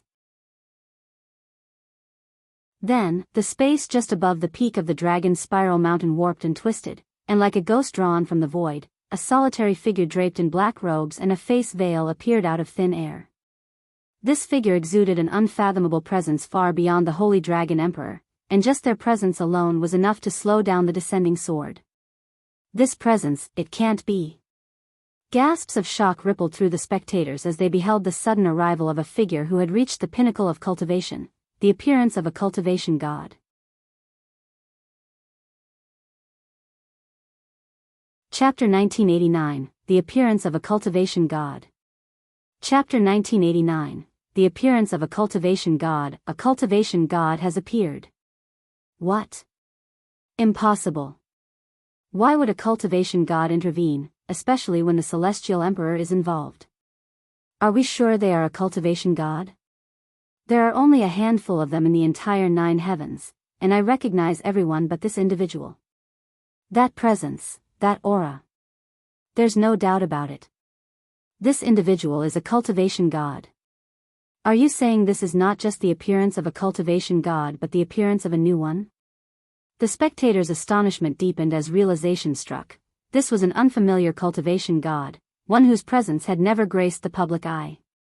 Cultivation gods were figures of renown, their names etched into the annals of history. For such a being to appear unrecognized could mean only 2 things. They had either remained hidden in the shadows for an unknown amount of time, or they had just recently reached the pinnacle of cultivation. Their appearance may be new, but that unfathomable aura. It's much stronger than that one cultivation god I saw a few years ago, so they must have been a cultivation god for quite some time now. As the spectators racked their brains trying to figure out the cultivation god's identity, the celestial emperor wore a deep frown on his face when he realized that someone was trying to stop his divine judgment.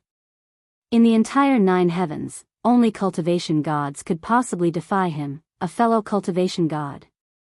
Who are you, and why are you interfering with my work? The celestial emperor spoke, his voice booming through the realms and resounding before the cultivation god. A slight smile tugged at the lips behind the veil, but the cultivation god did not respond to the celestial emperor.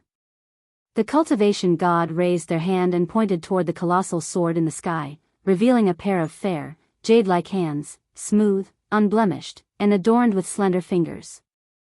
The graceful motion, coupled with the subtle rise of her chest beneath the robes, left little doubt that this mysterious figure was a woman.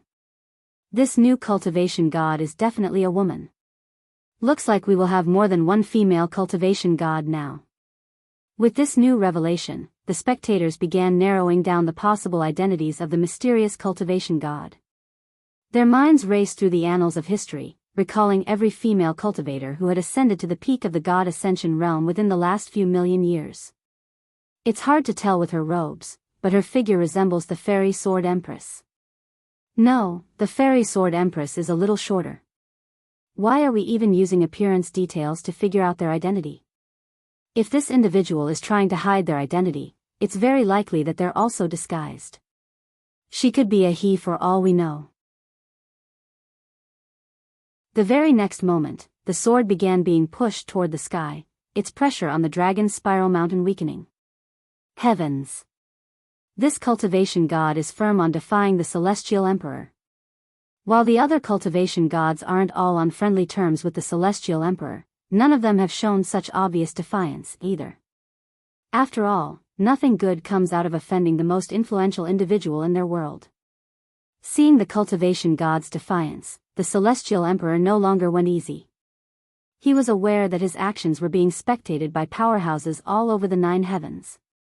If he were to lose to some unknown cultivation god, he'd lose an immense amount of face. The divine judgment began descending again with even more pressure. Confirming that the celestial emperor had no intention of backing out, the cultivation god also began pushing back seriously. The clash between the celestial emperor and the mysterious cultivation god unleashed shockwaves that tore through the 7th heaven, their force so great they stirred tsunamis that reached the heavens in the surrounding seas. As for Dragon's Spiral Mountain, positioned directly beneath their titanic clash, it continued to sink beneath the mounting pressure, with more than half of its once majestic peak now swallowed by the surrounding waters. Though countless eyes bore witness to the unfolding battle, none dared to intervene, not even those from heaven's mandate. When cultivation gods clashed, the heavens themselves held their breath. No one below their realm could hope to endure such a storm, only another cultivation god could survive, let alone stand a chance of interfering. Of course, among the spectators were other cultivation gods. Yet their attention was not on the battle itself, but on the newcomer, an unknown deity whose sudden emergence stirred more curiosity. Your Majesty. The Celestial Council has arrived outside the palace, and they are demanding that you halt your actions, someone suddenly said.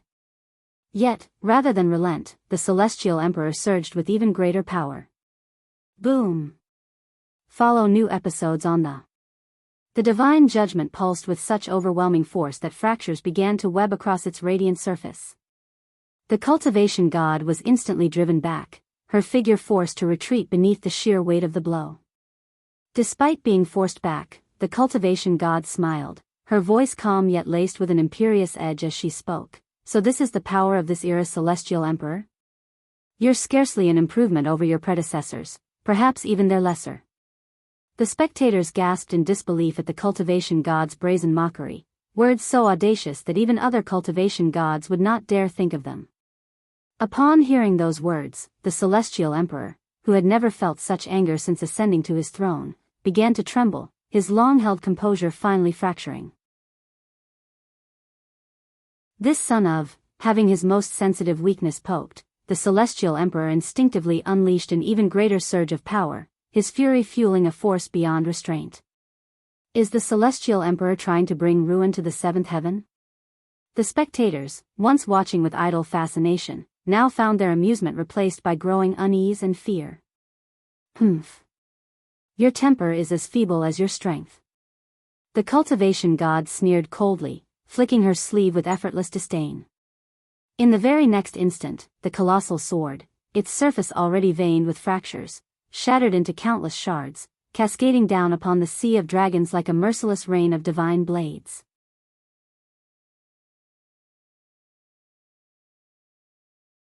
Chapter 1990, Returning to the Nine Heavens. Chapter 1990, Returning to the Nine Heavens, the cultivation god did it. She stopped the Celestial Emperor's attack. A collective gasp swept through the spectators as they drew in a sharp breath, stunned by the unforeseen turn of events. The moment the divine judgment shattered, the Celestial Emperor recoiled as if struck across the face, a searing pain radiating from it. He staggered, blood spilling from his lips, marking the second time in a single day that he had been wounded, a humiliation nearly as deep as the injury itself. However, the Celestial Emperor swiftly regained his footing and began summoning his celestial chi once more, this time with even greater ferocity, his aura surging like a rising tempest that swept throughout the palace. Your Majesty! His subordinates cried out in alarm, their voices trembling with fear. Yet not one of them dared to intervene, paralyzed by the consequences of doing so. Once again, the skies above Dragon's Spiral Mountain quaked, and multiple rifts tore open in unison, splitting the heavens like wounds in the firmament. The cultivation god looked toward the heavens and smiled. At least your stubbornness rivals your predecessors. The Celestial Emperor is really going to destroy the seventh heaven at this rate. The spectators cried out loud, and some of them began preparing to escape to the other realms. At this moment, several figures appeared around the Celestial Emperor like ghosts, and their voices rang out in unison, sharp and resolute. Your Majesty, that is enough of your farce. If you refuse to stand down, do not blame us for taking action. Farce? The Celestial Emperor turned to face them, his gaze icy and sharp. Do you truly believe I am acting out of amusement? Yet, despite the weight of his glare, the members of the Celestial Council stood firm, their expressions calm and unshaken. Not only did you unleash overwhelming force without warning, but you even struck at the Holy Dragon Clan. The Royal Dragon clans have been raising hell at our gates since the moment this began. Are you truly trying to provoke war with one of the most powerful beast bloodlines in all the nine heavens? They exclaimed. War. The Celestial Emperor suddenly burst into laughter, his voice echoing with scorn and fury.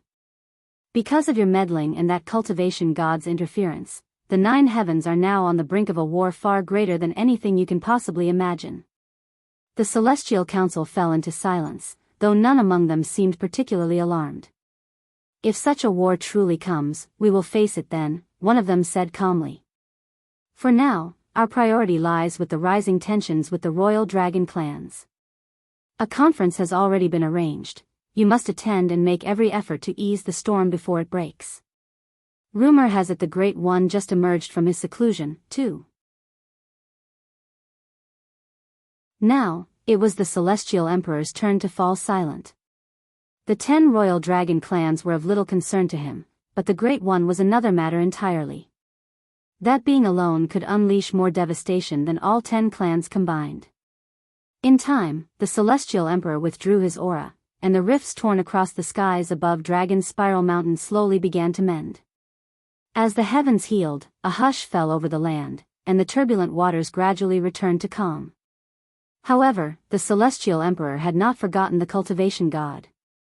Fixing his gaze upon her that pierced through the realms, he spoke with cold menace. I do not know who you are, but now that you've revealed yourself and declared your opposition, I will hunt you down like a rabbit in the wild. The Cultivation God offered no reply, only a bold, silent smile that spoke louder than words. Before departing, she cast a final glance toward the closing portal linking the 7th heaven and earth, her gaze unreadable yet profound. Elsewhere in the 7th heaven, Dong Yi stood in silence, his expression grave after witnessing it all.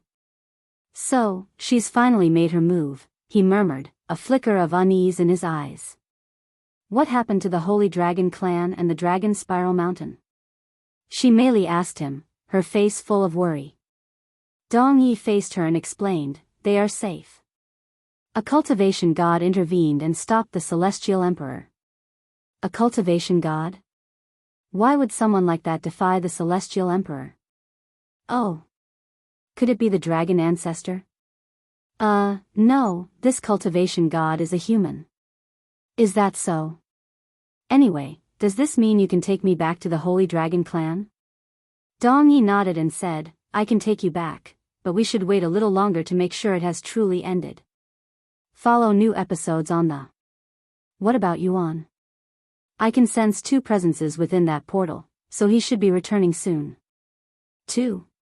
She merely raised an eyebrow and wondered who that other individual could be. Sure enough, just a few hours after the battle had ended, Yuan and Leah stepped through the portal, arriving moments before it sealed shut behind them. Leah's eyes widened in awe as she took in her surroundings. The spiritual energy in the air was so dense, so pure, that even her ordinary breaths caused her cultivation to surge. It was unlike anything she had ever encountered.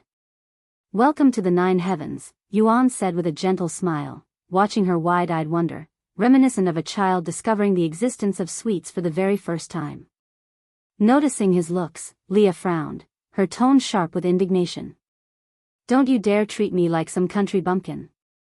However, Yuan remained silent, his smile fading as his expression hardened into a deep, solemn frown. What's wrong? She asked. I knew activating the teleportation device would invite trouble, Yuan murmured, his gaze heavy as it fell upon Dragon's Spiral Mountain. But never did I imagine it would escalate to this extent. Though the mountain still stood, its once majestic form bore the scars of devastation, broken, battered, yet barely enduring. Let's go. Without another word, Yuan descended toward the mountain, his figure cutting silently through the air. Leah followed close behind.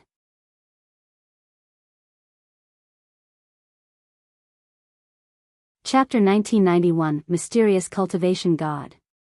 Chapter 1991, Mysterious Cultivation God. As Yuan landed upon Dragon's Spiral Mountain, a wave of shock and sorrow washed over him. The mountain was littered with thousands of corpses, many of whom were from the Holy Dragon Clan. The rest belonged to human cultivators wearing full armor. Heaven's mandate. Despite this being his first time encountering them, he instantly recognized them purely from their armor and its unique patterns. After all, Head had plenty of encounters with them in his previous lives. Did a war happen here or something? These corpses look fresh, so it happened only recently. Leah remarked as she hovered slightly above the ground, not wanting to touch the corpses. It was likely the Celestial Emperor's doing. He attacked this place in an attempt to prevent me from returning to the 9 heavens. Clearly, it didn't work out for him. The Celestial Emperor? Isn't that the guy who sits above everyone in the 9 heavens? The ruler of the 9 heavens. Though she was born on Earth, the Lord occasionally taught her about the 9 heavens. That's right, he confirmed. I'm impressed. How did you end up having beef with the most powerful individual in the 9 heavens? That's akin to offending the Lord on Earth, she remarked. A bittersweet smile appeared on Yuan's face as he said, it's complicated. Although I have never seen or met this Celestial Emperor, he clearly has a problem with me. Or should I say the past me? Is that so? Leah muttered. Yuan used his divine sense to find the Dragon Emperor and went to find him. Some time later, Yuan found the Dragon Emperor amidst the wreckage, quietly assisting in the search for fallen members of the clan. Dragon Emperor. The Dragon Emperor, so absorbed in his search that he hadn't even noticed Yuan's return, looked at him with relief in his tired gaze. You made it back safely, Senior. Though he maintained a calm exterior, the Dragon Emperor's appearance told another story. His once majestic robes were torn and stained with blood, and his breath was also somewhat weak. While he had sustained minor injuries during his clash with General Wang, it was his attempt to block the divine judgment that had exacted the greatest toll, wounding not just his body, but his very soul. Can you tell me what happened while I was gone? I know the heavens' mandate showed up from their corpses. The Dragon Emperor gave a solemn nod before recounting everything to Yuan, from the moment of his departure to the unexpected arrival of an unknown cultivation god who had descended to defy the Celestial Emperor and save the Dragon Spiral Mountain. While Yuan wasn't particularly surprised to learn that the evil god's army had appeared, he was surprised to hear that the Celestial Emperor had personally intervened and that a mysterious cultivation god had descended to protect them. Who was this cultivation god? He asked. The Holy Dragon Emperor shook his head. I don't know. They were wearing a face veil that blocked their face. However, she had the figure of a woman. Of course, I cannot tell you if that's their real appearance or just a disguise. A woman wearing a face veil. Yuan wondered if he had known any cultivation gods in the past, at least among the memories he had recovered so far. Yet, none came to mind. After all, cultivation gods were virtually non-existent in those ancient days, and his memories were still returning piece by piece with each passing day. The only cultivation god Yuan knew was Dragon Goddess Yao, the dragon ancestor, and the Great One. Even Zi Xian had only reached the 9th level of God Ascension. However, Dragon Goddess Yao was with him during the invasion, and the Great One wouldn't do something like hide his identity. Could it be the dragon ancestor? No, he wouldn't show up disguised as a woman either. Maybe it was one of the 9 divine supremes? But they wouldn't disappear immediately afterward. Maybe Dong Yi knows something. I'll ask him later. In the end, Yuan couldn't recall anyone who matched the description, leading him to wonder if the mysterious figure was someone from a part of his past he had yet to remember. After all, had only recovered most of the evil god, divine paragon, immortal monarch, and exalted blacksmith's memories. By the way, where's she Meili? Yuan asked when he couldn't see her around. You see. The Holy Dragon Emperor began to sweat the moment she Meili's name was brought up. I told her to stay out of the battle, but, apparently, she ignored that and joined the fight anyway. She disappeared somewhere amidst the chaos. I haven't seen her body, so, she's likely still alive. Yuan frowned upon hearing this, but if they didn't find her body, she was most likely alive. Since the evil god's shadow army showed up, they likely took her away to protect her. Sure enough, just as he thought that, a familiar voice rang inside his head. My liege, please don't worry about Lady Shi. She's currently with me. Though Shed suffered some injuries, they're not life-threatening. Dong Yi notified him. Dong Yi? Where are you right now? He asked. I am currently in hiding with the rest of the Shadow Army. Since we made an appearance with the Celestial Emperor watching, we're likely going to be hunted for a while. By the way, you should leave the Dragon Spiral Mountain as soon as possible while the Celestial Emperor is distracted. I just received the information that he's occupied with the Celestial Council and the 10 Royal Dragon clans. Yuan nodded and said, "I'll leave soon. Let Shimeli know that I have returned, and keep her safe for the time being. Let's meet once things have calmed down." "As you command." After his brief conversation with Dong Yi, Yuan said to the Holy Dragon Emperor, "I really don't know how to thank the Holy Dragon clan for their sacrifice. If there's anything you need, don't hesitate to let me know."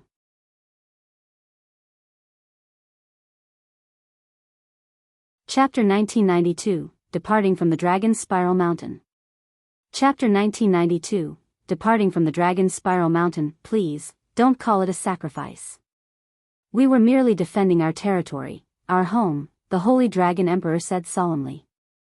Yuan's expression turned awkward, guilt flickering in his eyes. "Even so, it's a fact that the Celestial Emperor attacked because I activated the teleportation device. You wouldn't have needed to do such a thing if I didn't show up." The Holy Dragon Emperor shook his head and said, "Your appearance here, as well as the teleportation device's activation, is Dragon Goddess Yu's will, and as the Holy Dragon clan, it's our duty to fulfill her will, regardless of its cost. I allowed anyone who didn't want to die a chance to leave, but nobody took the offer. That's all I have to say on this matter." Yuan fell silent to ponder. Eventually, he said, "Can you gather every member of the Holy Dragon clan for me as soon as possible?" "What are you trying to do?" The Holy Dragon Emperor raised his eyebrows. "You'll find out soon." The Holy Dragon Emperor no longer questioned it and followed his instructions. Shortly after, the remaining members of the Holy Dragon clan, now reduced to a mere quarter of their former number, gathered before Yuan in solemn silence. "Thank you for gathering here on such short notice, and while you're busy. However, I want to do something for you before I leave," said Yuan before retrieving the Dragon God's vengeance. "Yeo, can you say something to them? If it weren't for their efforts, I wouldn't have been able to return to the 9 heavens peacefully," he said to it. Did he just? "Yeah. I heard it." Besides the Holy Dragon Emperor and some of their top members, nobody knew about Yuan being the immortal monarch or that Dragon Goddess Yeo was resting inside the Dragon God's vengeance. A soft sigh resounded from the spear before it emitted a profound glow. In the very next moment, Dragon Goddess Yeo appeared before them in her human form. That's. Even without needing her to introduce herself, the members of the Holy Dragon clan immediately knew her identity. Realizing that they were before the one and only Dragon Goddess Yeo, everyone there kowtowed before her. "Our God, Dragon Goddess Yeo." They all chanted in unison.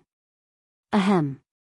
Dragon Goddess Yeo cleared her throat and began to speak in a somewhat stiff tone. "My name is Yeo, and I would like to express my gratitude to the Holy Dragon clan for everything you've done so far, especially for today."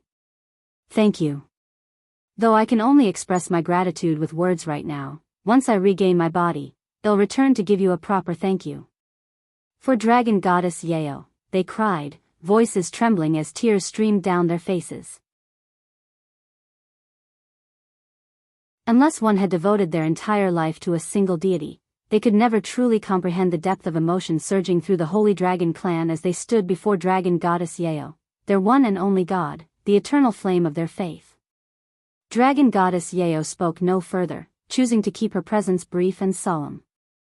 With a single nod of approval, she returned to the Dragon God's vengeance. Yet, what she said was already more than enough to ensure the Holy Dragon clan continued to worship her, perhaps even more intensely than before. "Though it pains me to leave you like this after all that has happened, remaining here any longer will only risk drawing the Celestial Emperor's attention once more," Yuan said solemnly. "So, I'll be taking my leave for now. But if fate permits, I promise I'll return to this place again. Of course, I'll bring Dragon Goddess Yeo with me. Well, await your return no matter how long it takes, Senior Envoy." Yuan smiled, then turned to meet the gaze of the Holy Dragon Emperor, who responded with a silent nod of acknowledgement. "Until next time," Yuan said quietly. And with that, he departed from Dragon Spiral Mountain with Leah quietly following behind. "Where are you going to go, young master?" Liuxiang asked shortly after Yuan left.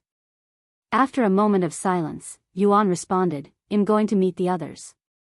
Meanwhile, in a grand hall deep within the ninth heaven, the Celestial Emperor and the Celestial Council sat in solemn audience before representatives of 8 of the 10 royal dragon clans. The only ones who weren't present were the Holy Dragon Clan and the Azure Dragon Clan. Despite the recent incident, the Mystic Sea Dragon Clan still made an appearance. "You'd best have a damn good explanation, Celestial Emperor," one of the representatives snapped, slamming the table with a force that echoed through the hall. "You didn't just trespass into the territory of one of the 10 royal dragon clans, you launched a full assault, one that claimed thousands of lives," another representative roared, his voice laced with outrage. "And not only that," a third representative added sharply, "you attempted to annihilate their entire bloodline with divine judgment, a power reserved solely for condemning the most heinous of criminals on death row." The Celestial Emperor sat beneath a storm of accusations and complaints, the voices of the 10 royal dragon clans rising in fury around him, while the Celestial Council observed in heavy silence, neither defending nor intervening. "I did what had to be done. I hope for your understanding," the Celestial Emperor finally said, his voice calm and measured, as if the barrage of accusations had done little more than stir the air around him. "Don't give us that nonsense. There were countless ways to handle the situation without endangering the Holy Dragon Clan, yet you chose the most brutal and direct path." One of them refuted. "Perhaps so," he replied calmly, "but I was racing against time and did not have the luxury to do things gently.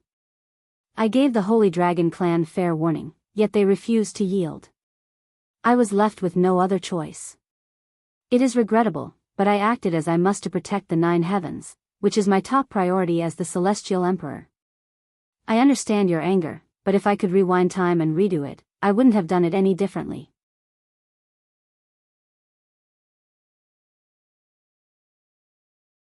Chapter 1993, 10 Royal Dragon Clans.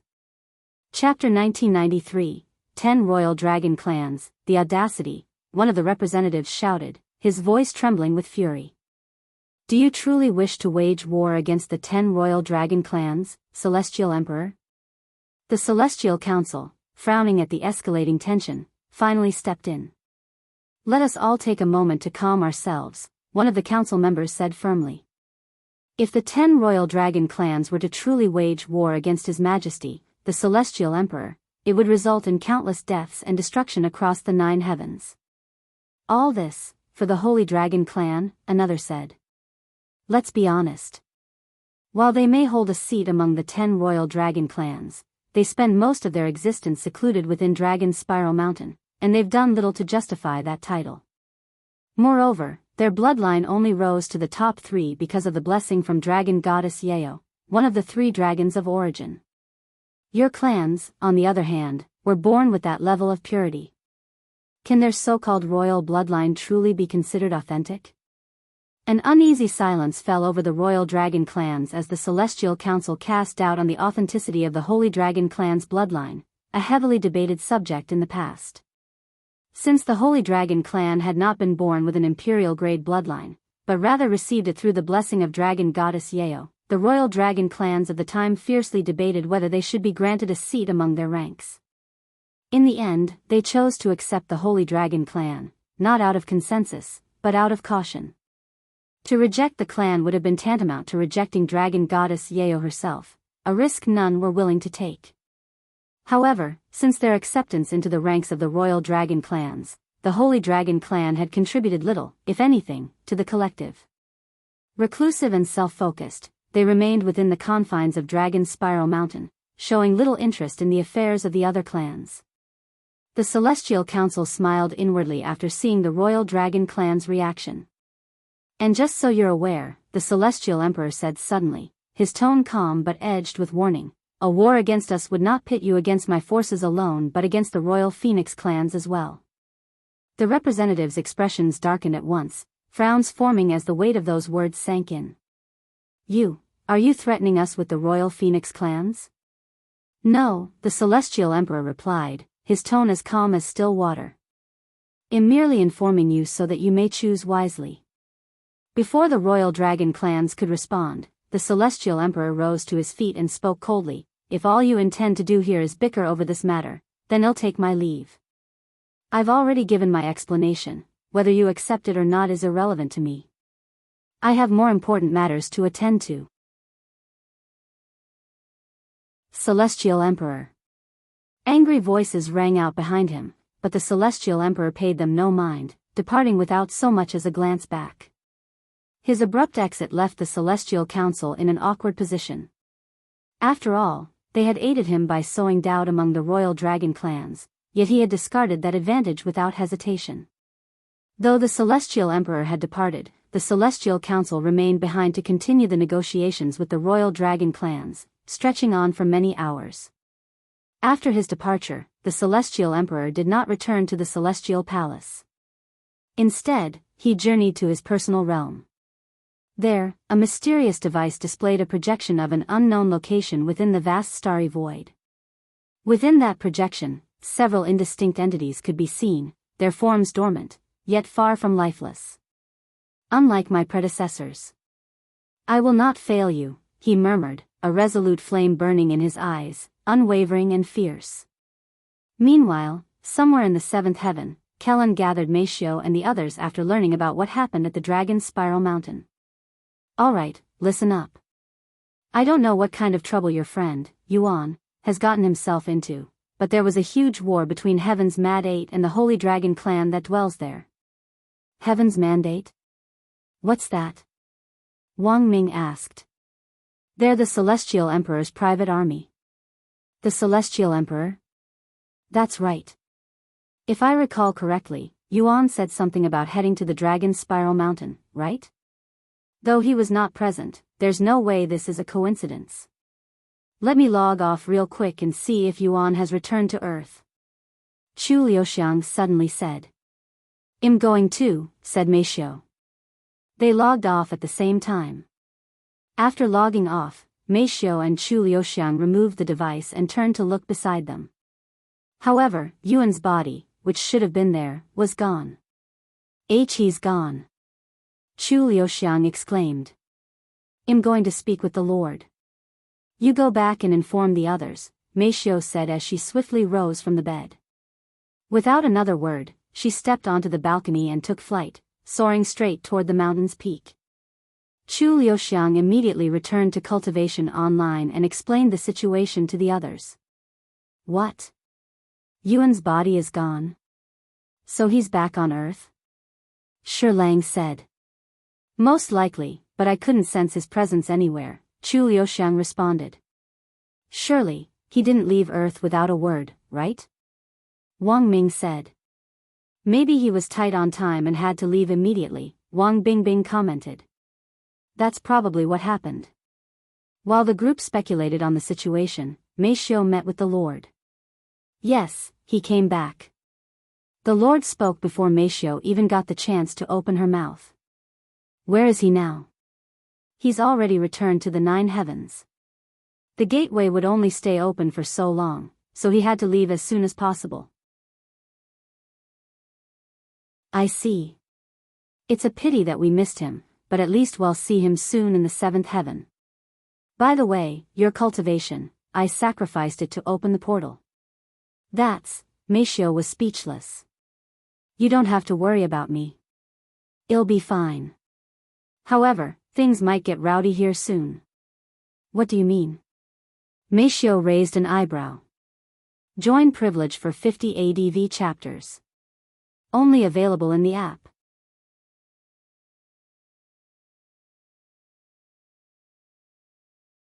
Chapter 1994, Super Perfect Physique Tempering Sect. Chapter 1994, Super Perfect Physique Tempering Sect. You weren't there to see it, but it was quite the spectacle. I'm sure governments worldwide are making their way to the Dragon's Spiral Mountain as we speak to investigate, the Lord explained. I see, where's Miss Leah?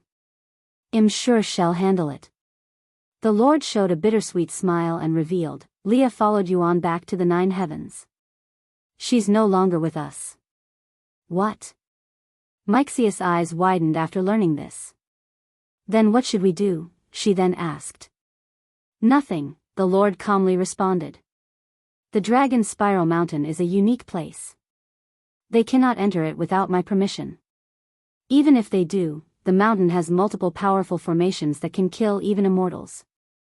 That said, I lack the spiritual energy to activate them, so I'll be needing your help when that time comes.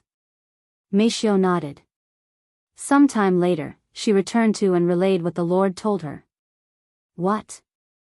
The manager followed you on to the 9 heavens? The others were greatly shocked by this news since it was the last thing they expected to hear. No, they didn't even think Leo was capable of leaving Earth and the Lord. Did the Lord say anything about Yuan's next plans? Liuxiang asked. Meixiu shook her head. Is that so? I highly doubt he'll be coming here anytime soon, despite already reaching the 7th heaven, especially when he's got the Celestial Emperor's attention, remarked Kelan. I'm fine just knowing that he's reunited with his body and has returned to the 9 heavens. We'll meet eventually, said Jinxi. That's right. It's not like he's forgotten about us or anything. Let's continue our training so we can surprise him the next time we meet. Wang Ming said. Just under a year later, Yuan and Leah finally left the vast sea of dragons and set foot on land once more. I can't believe how massive this world is. How do normal people travel? Leah asked, feeling slightly overwhelmed by the sheer size of the 9 heavens. Teleportation formations, said Yuan. I'm talking about ordinary people, mortals. I doubt they can afford to use them. Oh, if you're talking about mortals, the majority of them tend to stay within their birthplace and rarely travel. The 9 heavens was simply too vast for ordinary people, most of whom couldn't afford the thousands of spirit stones required to use teleportation devices. As a result, they only traveled short distances, while long journeys were a luxury reserved for wealthy families and influential merchants. After arriving at the teleportation device, Yuan gave his destination to the operator. I'd like to travel to the super perfect physique tempering sect or whatever is closest. Leah raised her eyebrows at such a terrible name for a sect. Since they have a teleportation device right in front of their sect, I can bring you to their entrance. That will cost 50,000 spirit stones per person. If you want a cheaper option, there's a city. Without hesitation, Yuan handed 100,000 spirit stones to the operator before he could even finish his sentence. I'll prepare the teleportation device right now. A few moments later, Yuan and Leah stepped through the teleportation device, disappearing from the city and emerging several million miles away.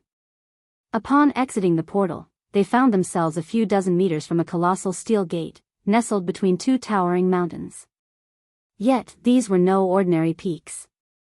Their surfaces were not carved from stone, but forged from solid metal. And if one looked closely, the contours and ridges suggested they had been shaped not by nature, but by the force of bare hands. Moreover, the name of the sect, Super Perfect Physique Tempering Sect, was not simply carved, but engraved into the metal through one's fist. Yuan calmly ignored the peculiar name and made his way toward the gate, where a tall, muscular man stood guard.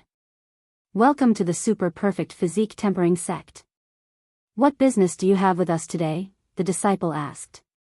Yuan showed the disciple his celestial overlord symbol and said, I'm here to speak with Kelan. I understand. Give me a moment to contact the sect leader. By the way, can I have your name? Xiaoyang. The disciple retrieved a communication jade slip and relayed a message to a sect elder, who in turn reached out to Kelan. A few minutes later, Yuan could sense a powerful presence flying in their direction with immense speed. Boom! This individual landed right in front of the gates. This disciple greets the sect leader. However, Kelan didn't appear too welcoming. With a frown on his face, he spoke to Yuan using voice transmission. Are you insane? Why would you come straight here after what happened at Dragon Spiral Mountain? Do you have any idea what kind of trouble you might bring to my sect? Yuan smiled and responded, Relax, the Celestial Emperor isn't aware of my identity yet. If he knew my identity, he would have come straight to me. Even if he is aware of my identity, he won't be stupid enough to attack everyone I interact with. I hope. Kelan rubbed his eyes and took a deep breath before speaking, Come with me. I'll bring you to the others. Yuan and Leah followed Kelan into the sect. As they traveled, Yuan said, "By the way, did you come up with the sect's name?" "Yes.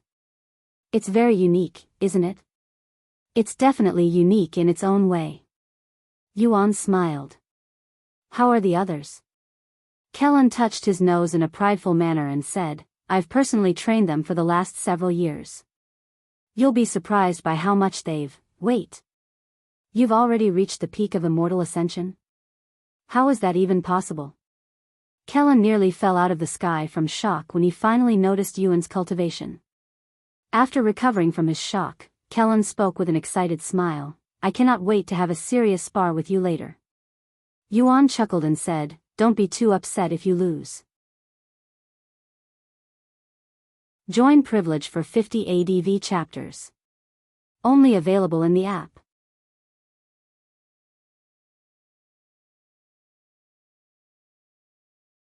Chapter 1995, Sparring with Kelan.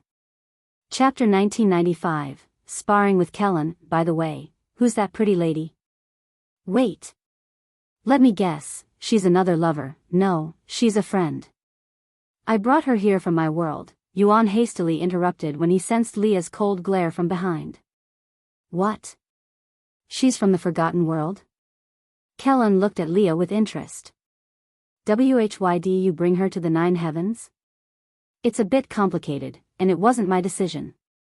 Is that so? Some time later, they arrived at the heart of the sect, a domain reserved only for core disciples and sect elders. Kelan continued a little further until they reached a restricted area accessible only to the sect leader, meaning only he could enter. However, when they arrived, Yuan could see several figures already waiting for their arrival. "I notified them on our way here," Kelan said as he descended to the ground. Yuan. Manager. Liuxiang and the others greeted them with bright expressions. "Hey, everyone," Yuan tried to greet back, but he was interrupted when Liuxiang pounced at him, giving him a tight embrace. "I've missed you." "I missed you, too."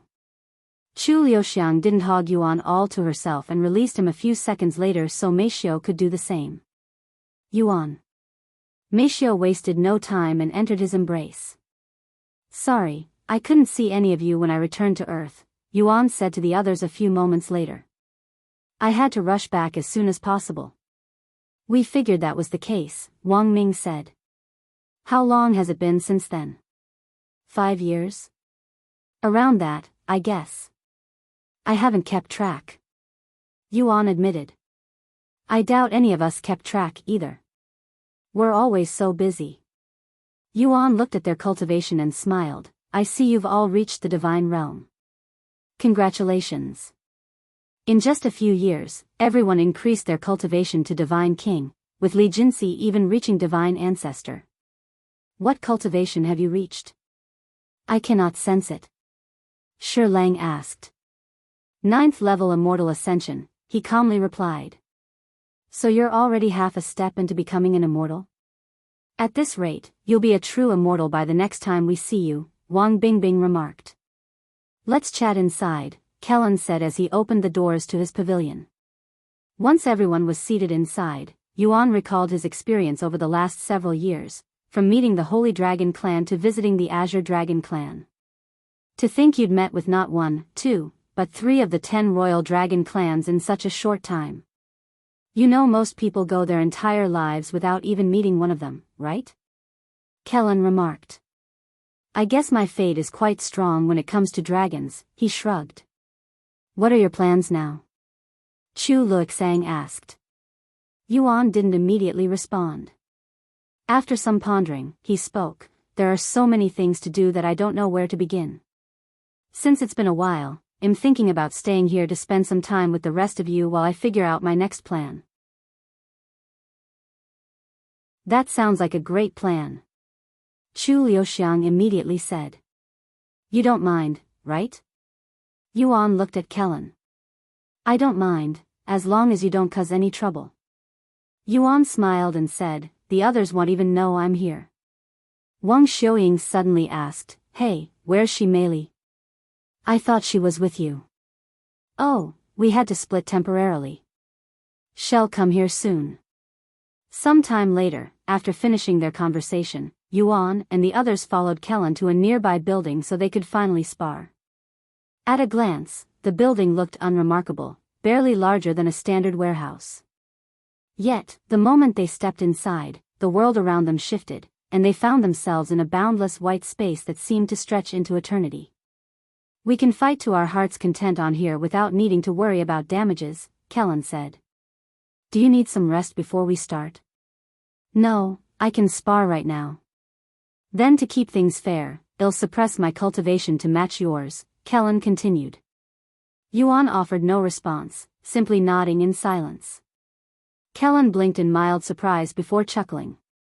Huh. I was certain you'd say something like, no need to hold back, or challenge me to go all out. Yuan smiled faintly. It's easier to just show you. A gleam of excitement flashed across Kelan's face. Without hesitation, he shrugged off his outer robes, revealing the training garb beneath, minimal and fitted, covering only his lower body. Whenever you're ready, he said. Then, Yuan gave a quick stretch of his arms before launching himself toward Kelan, not a trace of aura leaking from his body, relying solely on his physical strength. A clash of physiques first, huh? Just what I was hoping for. Kelan laughed heartily as he charged to meet him. Wah! The moment their bodies collided, Kelan's expression twisted in disbelief. It felt as though he had slammed into an immovable mountain, and before he could even process what had happened, his body was hurled through the air, like a man struck head-on by a truck. Wang Ming and the others could hardly believe what they had just witnessed.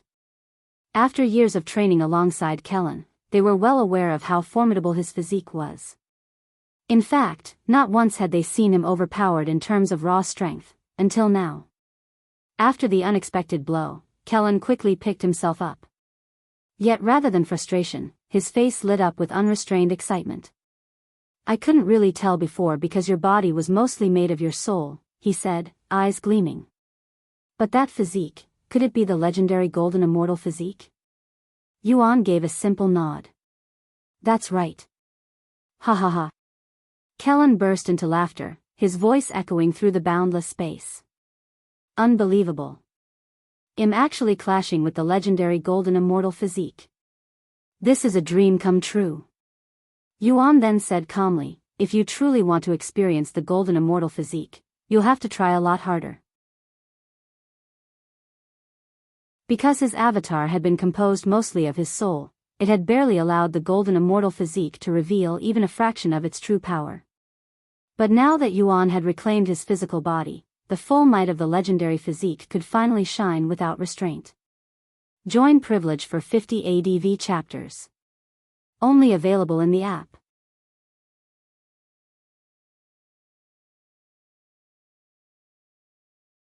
Chapter 1996, Sparring with Kelan, 2. Chapter 1996, Sparring with Kelan, 2. This is my first time fighting in my true body, so give me everything you've got, Yuan said as he beckoned Kelan. Then, don't mind if I do. Kelan unleashed his cultivation, but he still kept it suppressed to the peak of immortal ascension. Here I come. With a roar of excitement, Kelan charged forward, his fists surging with immense energy. However, Yuan didn't so much as lift a finger to defend. He stood firm, like an immovable mountain, taking every one of Kelan's strikes head-on with nothing but his bare body. This is rather relaxing. You might have a future as a masseur, Yuan said calmly, a faint smile on his lips. He stood unbothered, as though Kelan's blows were nothing despite each strike sending ripples through the air and making the very space around them tremble. I refuse to believe I can't break through your defenses. Kelan roared, his aura flaring violently as it shifted. Without hesitation, he began unleashing powerful martial techniques. He's already using his 99 Divine Fists technique. Shi Lang exclaimed, a shiver running down his spine as memories flooded back, vivid flashes of being beaten to a pulp by that very technique. The technique comprised a total of 99 strikes, each one building in power and ferocity, much like Yuan's own 9 supreme swords. 55th Divine Fist. Kelan bellowed as his fist crashed forward, the air trembling from the force. Yet, even after unleashing more than half of the technique, he felt no closer to breaching Yuan's defenses. It was like striking a mountain of metal with a brittle wooden branch. 99th Divine Fist. Even after the final strike landed, Yuan wasn't pushed back even slightly. With a faintly provocative smile, Yuan turned slightly and pointed to his back. "Why don't you give the back some attention too?" he said, as if inviting a massage rather than an attack. Kelan's eyebrow twitched, a flicker of irritation crossing his face as his pride took a hit. With a slightly cold edge to his voice, he muttered, "You asked for this." Suddenly, his suppressed cultivation surged, breaking through to the bronze immortal level. Now wreathed in swirling immortal chi, Kelan launched a renewed assault on Yuan. 22nd Divine Fist. 75th Divine Fist. After going through another 99 strikes, Kelan distanced himself from Yuan before staring at him with wide eyes that flickered with disbelief. "It's like he doesn't even feel my attacks. How is that possible?"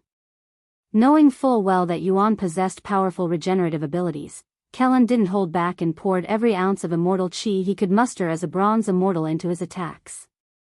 Yet, despite his full strength, the outcome was the same as before, utterly ineffective. Moreover, Yuan was still relying solely on his bare body to endure the onslaught. This meant no techniques and no defenses, just sheer physique. At this point, it was no exaggeration to say that he could withstand a full-powered assault from a bronze immortal in his sleep, and quite possibly sleep through it. That wasn't bad, but it would have been better if you'd used a little more strength. How about increasing your cultivation to true immortal? Yuan suddenly said. True immortal. You know this is just a spar, right? Kelan said. And you know you won't even be able to give me a warm-up with this level of sparring, right? Yuan responded. What happened to wanting to experience the golden immortal physique? You're barely seeing the tip of its prowess right now. After a moment of silence, Kelan took a deep breath and spoke in a serious tone. Don't blame me for whatever happens next. Kelan increased his cultivation to silver immortal, then golden immortal, finally stopping at true immortal. Yuan smiled and said, That's more like it. Here I come. After giving Yuan a brief moment to ready himself, Kelan sprang into motion, soaring toward him with fists infused with immortal chi and just a trace of celestial chi. Despite this, Yuan remained still. Boom! A split second later, Yuan's body was sent hurtling into the distance from the force of the blow. However, he swiftly regained control mid-air and landed gracefully on his feet, completely unharmed. The strike had possessed just enough power to send him flying, but it was still far from enough to break his defenses. Seriously? Kelan stared at Yuan, utterly dumbfounded. He had always assumed the legends surrounding the golden immortal physique were exaggerated. But after facing it firsthand, Kelan could say without the slightest doubt, if anything, the legends underplayed its true prowess. So? What do you think? Yuan asked as he calmly walked toward Kelan. Satisfied yet? Kelan offered a nervous smile, sweat beading at his brow. I thought it'd be fun, but honestly, it was more terrifying than I expected. Yuan let out a light chuckle. Then what if I told you that my body still isn't fully merged with my soul? What? Kelan blurted out, his eyes widening in disbelief. Yuan nodded calmly. It's been nearly a year since I reclaimed my true body. I thought that would be enough to fully adapt, but so far, I've only managed about 50%. You're telling me that you've only shown me about 50% of your true prowess? Kelan exclaimed. No, I haven't even begun to show you anything yet. I'm strictly talking about my physique. If we're talking about my prowess, Yuan abruptly stopped speaking, and in the next moment, unleashed his cultivation and immortal chi in a sudden surge, its sheer force nearly knocking Kelan off his feet. Heavens! What is that amount of immortal chi? I have met many true immortals, but none of them can come close to having that much immortal chi. Kelan exclaimed. While my cultivation has fully merged and my physique is about halfway there, my bloodline and the rest of my talents have only just begun to merge. Honestly, I have no clue how powerful I will become once my true body and soul fully merge. Yuan calmly shrugged, leaving Kelan and the others speechless. Join privilege for 50 ADV chapters. Only available in the app.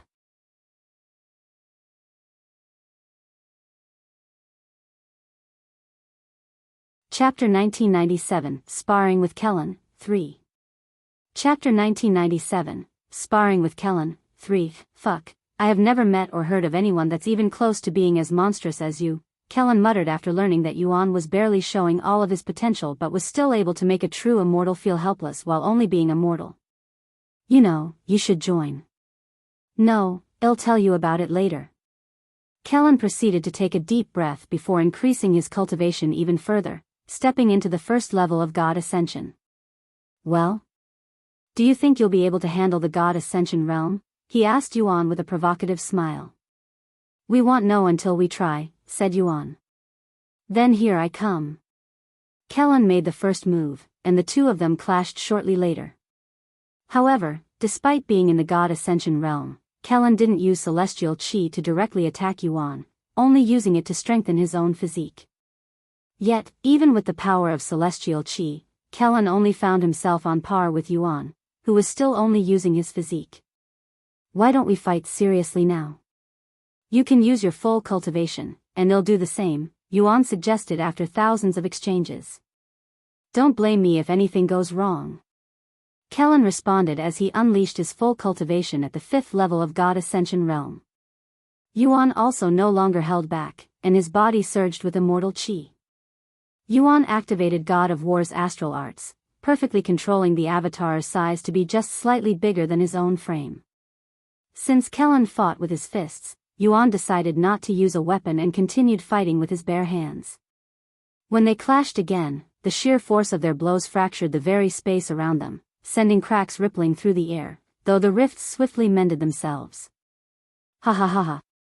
Kelan roared with exhilaration as he traded blows with Yuan, his eyes flickering with delight.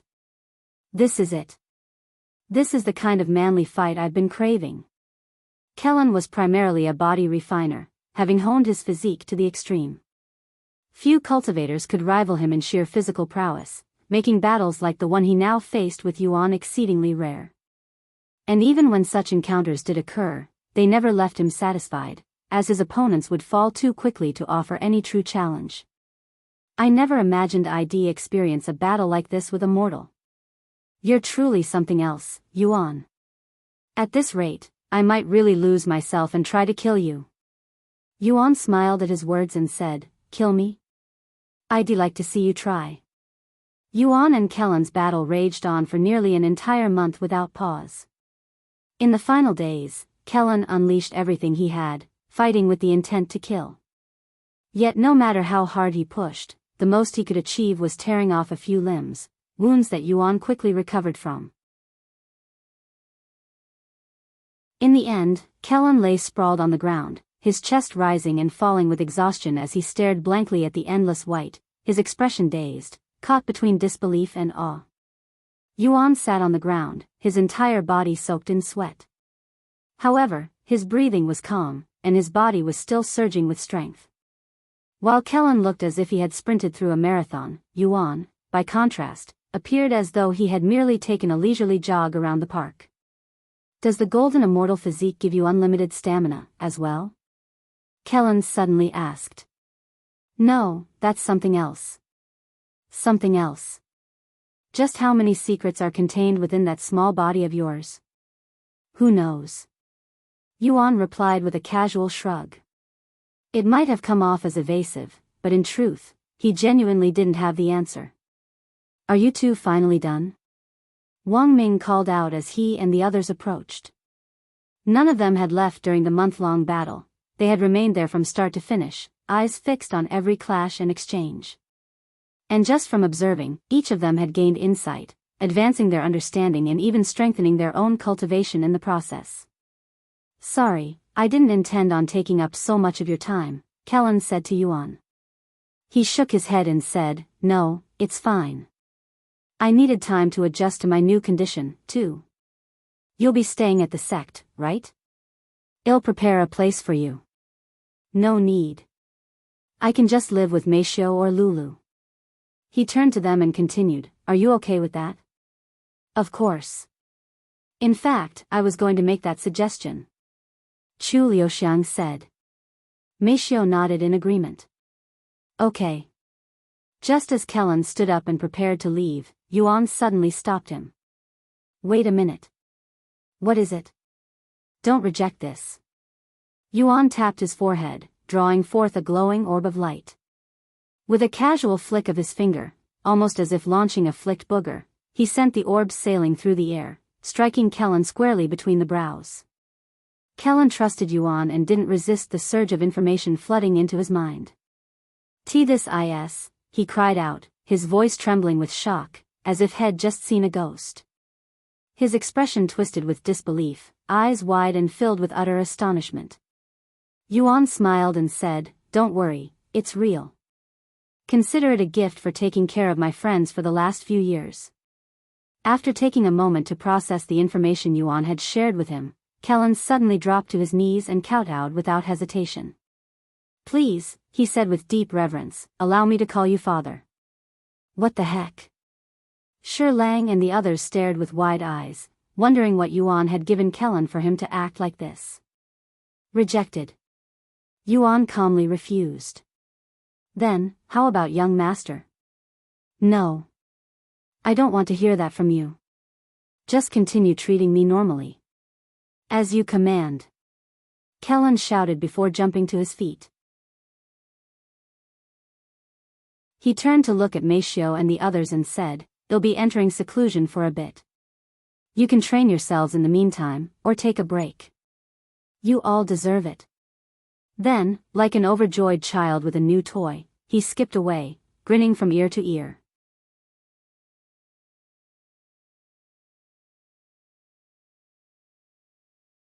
Chapter 1998, A Week with Meixiu. Chapter 1998, A Week with Meixiu. Once Kelan left the sparring grounds, Yuan said, we will have plenty of time to catch up, so I'm going to take some time to rest for now. Who are you going to stay with? Liuxiang asked. Me or Meixiu? He quickly replied, I was going to take turns, so I would stay with one of you for a week, then switch, and repeat. That sounds good. Liuxiang nodded. She turned to look at Meixiu and continued, to make things fair, let's rock paper scissors with our eyes closed. No divine sense, either. Meixiu nodded and closed her eyes. Rock, paper, scissors.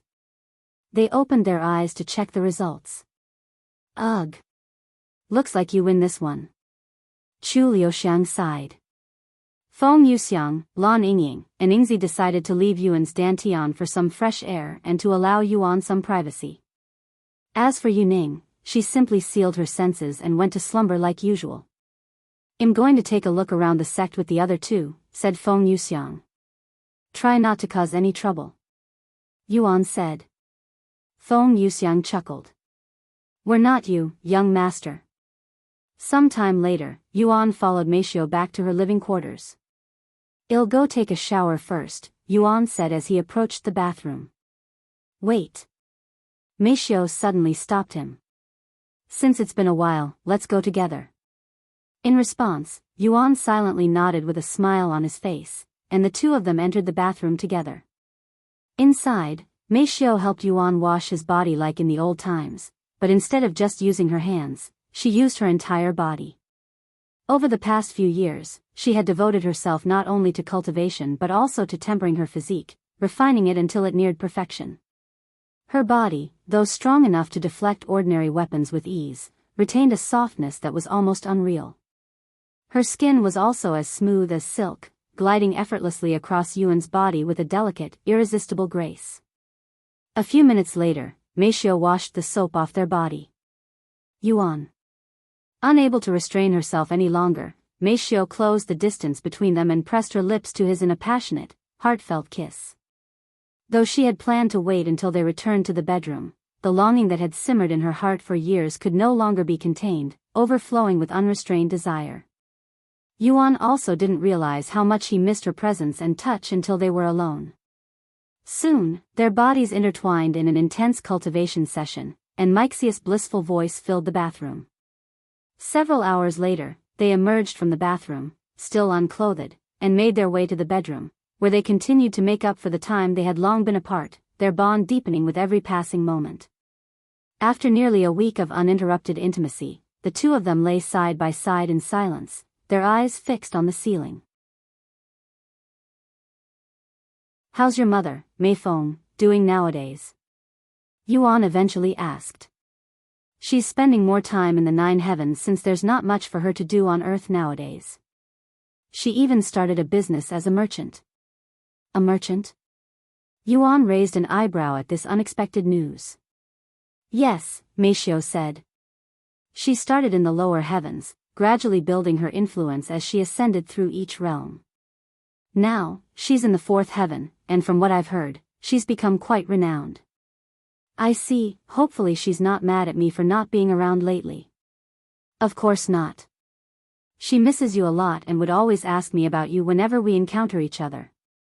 "Oh, we visit the myriad of techniques once every 2 months to catch up with each other. Yuro and the others are also there." "Yuro, how is she?" Yuan asked, an air of melancholy surrounding him. "She probably misses you the most out of all of us, and she..." Meixiu suddenly paused, almost as if contemplating whether to continue. "Nothing's happened to her, right?" Yuan sat up on the bed with a worried frown on his face. Meixiu let out a quiet sigh before continuing, "Honestly, I haven't seen a genuine smile from her in a long time. Whenever she does smile, it always feels forced. At first, we thought someone might be causing her trouble. But according to her close friends, Xia Jingyi and Bai Lianhua, there's no such person. The real reason she's been acting that way is because she misses you." Upon hearing those words, Yuan suddenly realized just how much he had been neglecting Yuro, something that had quietly begun the moment he first stepped into Cultivation Online and had only deepened with time. Yuan let out a heavy sigh as he covered his face with his arm. "To have caused Yuro so much pain. I've failed her as a brother. But this is mostly because of the Celestial Emperors." "No," Yuan interrupted firmly. "I can't blame the Celestial Emperor. While he may be the reason I haven't been able to return to Earth these past few years, I started neglecting Yuro long before that. This is on me, entirely." Meixiu became silent, and an awkward silence filled the room. "When's the next meeting?" Yuan then asked. "Our last meeting was a month and 2 weeks ago, so we'll be meeting again in 2 weeks." "All right.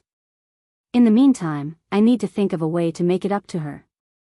Early on the next day, Yuan washed up before leaving Meixiu's living quarters to head to Chu Liuxiang's place, which was only a few steps away. When he arrived at her doorstep, Yuan gave a gentle knock. Almost instantly, the door swung open. "Welcome, darling." Chu Liuxiang greeted him with a playful smile, dressed in a strikingly provocative outfit that left little to the imagination. Before Yuan could even utter a word, Chu Liuxiang seized his arm and pulled him inside, pressing her lips to his in a deep, eager kiss the moment the door closed behind them.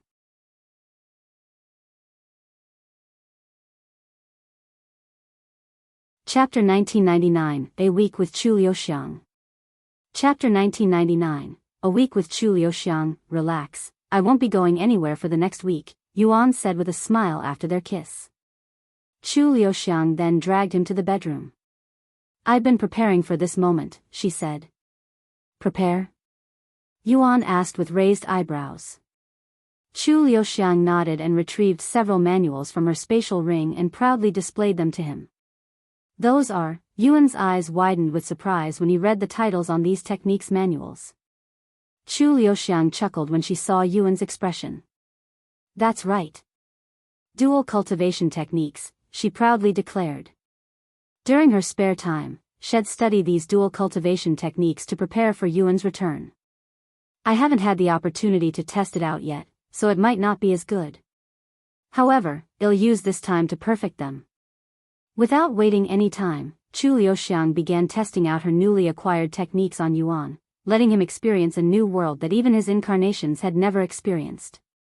A week later, Yuan and Chu Liuxiang lay beside each other on the bed, their bodies soaked in sweat and other wet substances.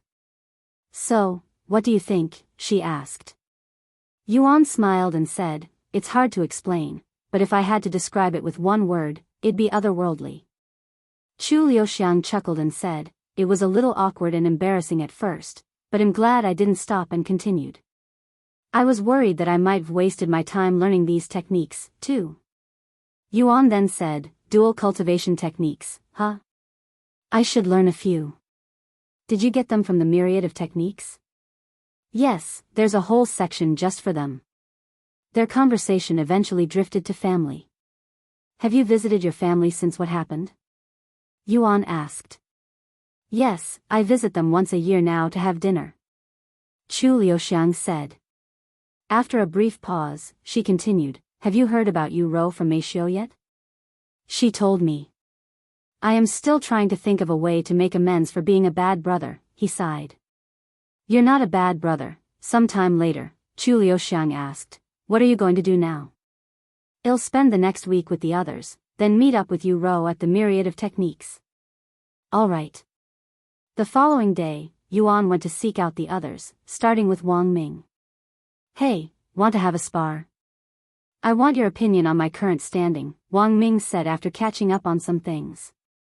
Yuan agreed, and the two of them sparred for the next 3 hours. Naturally, Wang Ming lost. So, how much have I improved? Compared to when we first fought? It's incomparable, said Yuan. You've worked hard. Thanks, Wang Ming said with a somewhat bashful reaction. Take this. Yuan repeated what he did to Kelan, transferring some information directly inside Wang Ming's mind. These are, Wang Ming's eyes widened after realizing what Yuan had just given him. 9 supreme swords and the limitless sword domain. They're ancient sword techniques from the primordial era. Yuan explained after giving him the sword techniques had acquired at Han Zexian's tomb. I don't know what to say, Wang Ming muttered in a dazed voice. You don't need to say anything. Thank you. Wang Ming bowed, feeling overwhelming with joy. Yuan left Wang Ming to meet with Shi Lang next. Just like Wang Ming, Shi Lang asked Yuan for a spar after catching up, and Yuan obliged. After their spar, Yuan shared some of the evil god spear techniques with Shi Lang. Though they were not as powerful as the sword techniques had given Wang Ming, they were powerful in their own right. After Shi Lang, Yuan continued to visit the members of the Demon Sealing faction, and he would give them all martial techniques that suited their fighting style. How's Dr. Wang these days? Yuan asked Wang Xiuying. He's getting old, but because he started cultivating, his health and energy have never been better, she chuckled. You know, he asks me about you often. Yuan smiled and said, it's a pity I haven't been able to see him for a long time now. The next time I visit Earth, I'll definitely give him a visit. Some time later, Yuan retrieved a glass vial that contained a pill inside and offered it to Wang Xiuying. I don't really have anything alchemy-related besides this Tier 8 pill I acquired from the Azure Dragon clan. Take it. Wow. Are you sure? Wang Xiuying stared at the blue and green pill with excitement. This was her first time seeing a Tier 8 pill, much less having one. I gave the others martial techniques, but I won't be able to give you any techniques. Wang Xiuying shook her head and said, I don't need any techniques. As an alchemist, I only need to refine my flames and improve my knowledge, and I have acquired enough information from the myriad of techniques to last me many years. By the time Yuan visited almost everyone in the Demon Sealing faction, a week had passed, and it was time to visit Yu Rou and the others at the myriad of techniques. However, most members of the Demon Sealing faction chose to stay behind, claiming they wished to study the techniques Yuan had shared with them. Of course, that was merely a convenient excuse. In truth, they didn't want to intrude on his time with Yu Rou, and quietly decided to give them space. In the end, only Meixiu and Liuxiang followed Yuan to the myriad of techniques. There's actually a myriad of techniques located within the sect, Liuxiang revealed as they left together. Liuxiang and Meixiu led Yuan to the outer court, where disciples moved about, tending to their own affairs. Nearly all of them, regardless of gender, possessed impressively muscular builds. Who's that with the untouchable fairies? The disciples quickly took notice of Yuan's group, though it was Meixiu and Liuxiang who drew the most attention. Their reputation within the sect had soared to incredible heights thanks to their unique status and the fact that they were personally trained by none other than Kelan, the sect leader himself. Join privilege for 50 ADV chapters. Only available in the app.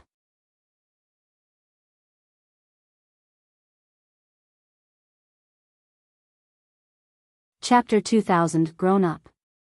Chapter 2000 Grown Up. Look at Fairy Chu. She has her arms linked around that man. The disciples quickly took notice of the intimate atmosphere around the two, which greatly shocked them. Liuxiang and the other ladies within the Demon's Sealing faction had earned a reputation for themselves throughout the year for being unobtainable because even core disciples were shot down without any hesitation. Is that why she's rejected everyone who approached her? 'Cause she's already taken? That's the only logical explanation. It's a pity, but I can see why she chose that man. He has this hard-to-describe natural charm about him. Yuan found himself constantly being stared at by the disciples until they reached the myriad of techniques. Wow, so this is what it looks like in the seventh heaven, Yuan muttered in surprise as they stepped inside. Unlike the compact, space-saving libraries of the lower heavens, the myriad of techniques here resembled a grand, traditional archive with vast halls stretching in every direction, towering shelves, and an abundance of open space. The place was so vast that Yuan couldn't even see the other walls, only the one behind them near the entrance. It was as if the space extended endlessly in all directions. Impressive, right? We were also quite shocked when we first came here, Liuxiang smiled. Yuan nodded and glanced around. The first thing he noticed was that most of the people present weren't disciples of the super-perfect physique tempering sect. Some wore the robes of other sects, while others had no uniform at all, suggesting they were independent cultivators or unaffiliated visitors. This suggested that regardless of which myriad of techniques one entered in the seventh heaven, they all led to the same vast, interconnected space.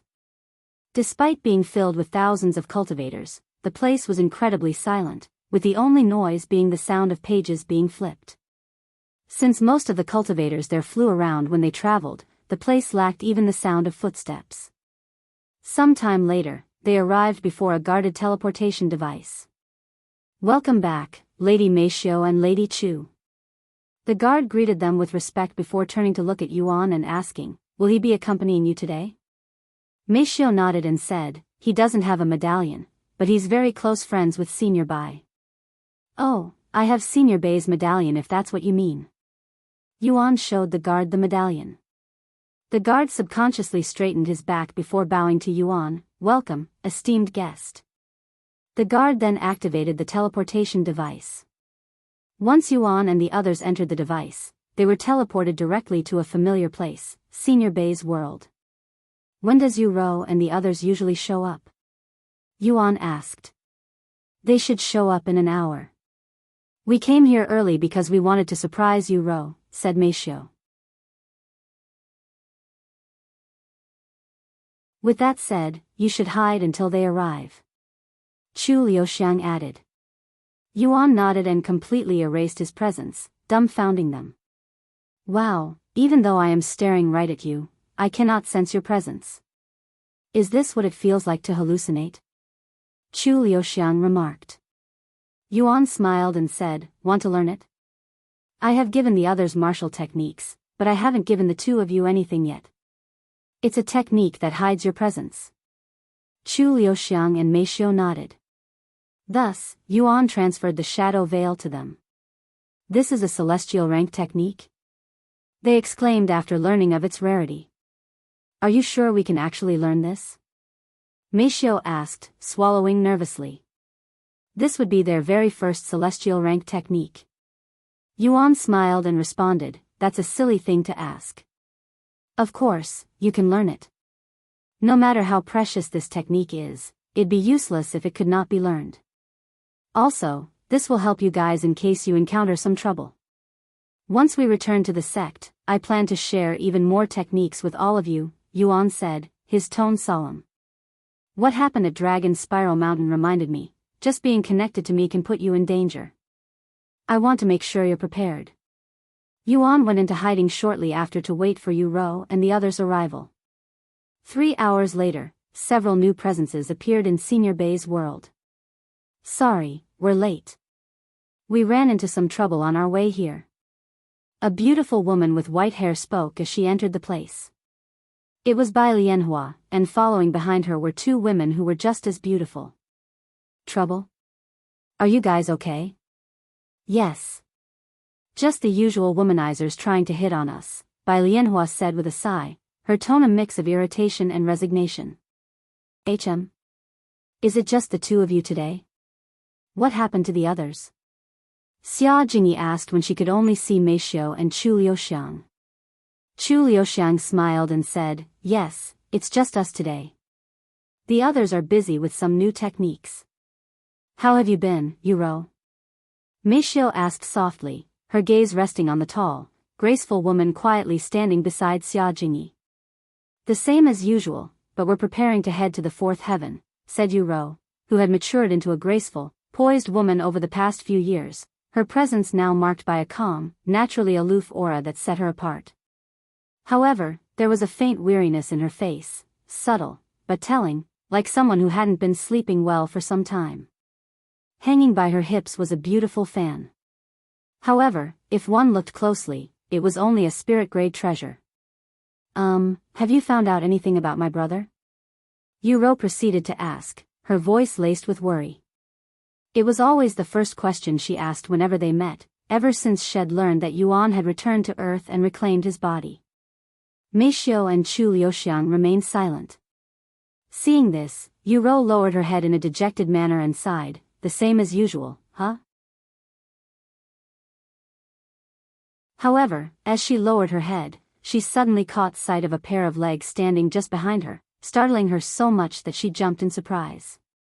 Who the hell? Yu Rou spun around sharply, but the rest of her words froze in her throat the moment her eyes met the familiar, handsome face standing behind her. Though Yuan had also matured and grown even more handsome over the years, Yu Rou would have recognized his face anywhere. Brother, she whispered, her voice quivering as her eyes grew moist. Yuan greeted with an apologetic smile. It's been a while, Yu Rou. Happy 2000th chapter. Join privilege for 50 ADV chapters. Only available in the app.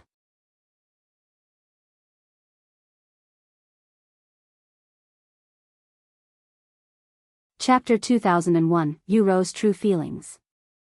Chapter 2001, Yu Rou's True Feelings, Brother. Unable to contain herself, Yu Rou subconsciously threw herself into his arms, wrapping him in a tight embrace, years of longing and emotion pouring into that single, desperate gesture. Wei Yuan? Bai Lianhua exclaimed in a shocked tone, her eyes wide with surprise. Xia Jingyi swallowed nervously, her face slightly red after seeing Yuan's handsome face.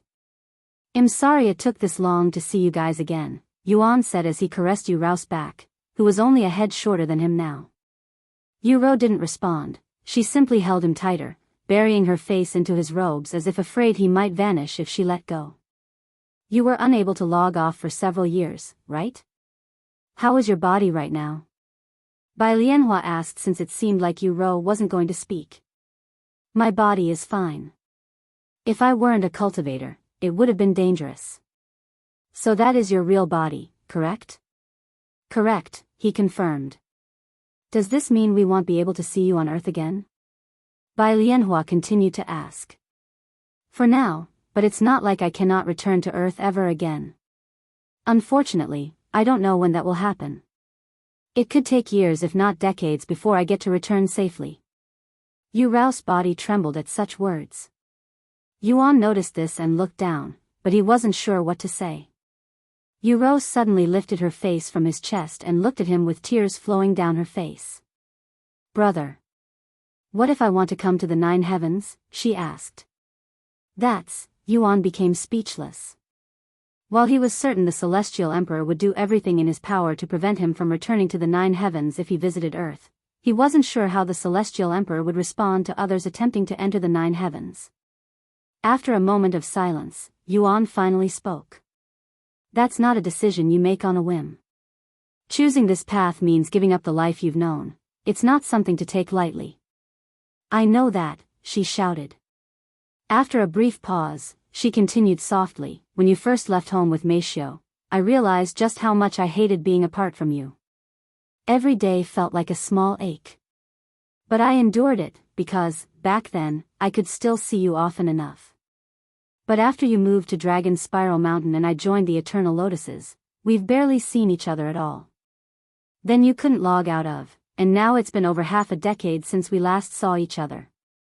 Her voice trembled as she continued, I can't do this anymore, brother. It's become too much for me to bear. You're the only family member I have left, Yuan didn't know what to say. He shifted his gaze to the others, who shook their heads in silence. After a moment of silence, Yuan sighed and said, if that's what you really want, I won't stop you. However, it's going to take some time to open the gateway between our worlds again, so you'll have to wait until then. In the meantime, I'll try to visit you as much as possible. Yuro nodded. Okay, she mumbled. Once Yuro had calmed down, they gathered around a table, and Yuan began recounting his experiences over the past few years, sharing the long and winding journey that had kept them apart. However, aside from Yuro, the others struggled to focus, still caught up in the weight of her earlier outburst. None of them had noticed her pain before since she had always carried herself with quiet strength, acting composed and independent. Even Meixiu, who had always been the closest to Yuro, had failed to see the loneliness hiding behind her calm demeanor. It wasn't until recently, when Yuro had finally stopped pretending, that Meixiu began to see her pain. Once Yuan finished recounting his journey, Yuro and the others began recalling theirs.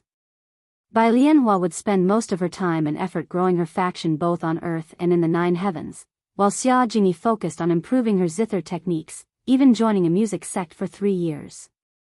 As for Yuro, cultivation had become her only escape from the loneliness she carried. She immersed herself in it for most of her days, using it as a shield against the emptiness, hence why her cultivation had surpassed even Bai Lianhua, being at the 7th level of Spirit Lord. On occasion, she took on monster extermination quests, not for merit or recognition, but simply to vent the emotions she kept buried inside. Brother, it's been a while since you last saw Snowy, right? Do you even remember her? Oh, that tiger cub from back then? I remember. He nodded. She's grown a lot since then, and she even saved my life many times. Come out, Snowy. Yuro suddenly called. In the next moment, a towering figure emerged from Yurao's Dantian and appeared at her side. No longer the small, adorable cub from years past, Snowy had grown into a majestic white tiger, massive in size, and with a fierce and commanding presence. Wow, you've really grown.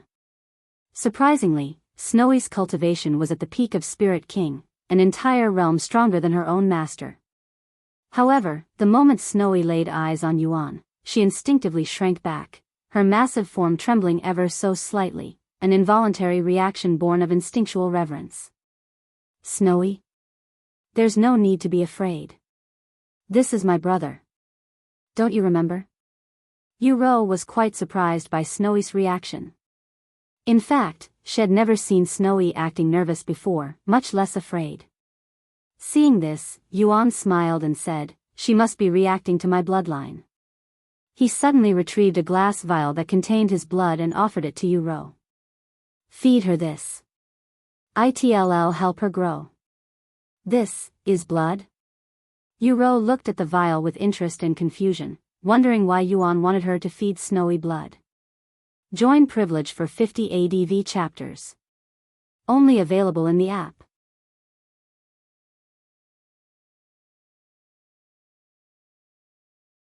Chapter 2002, Snowy's Transformation.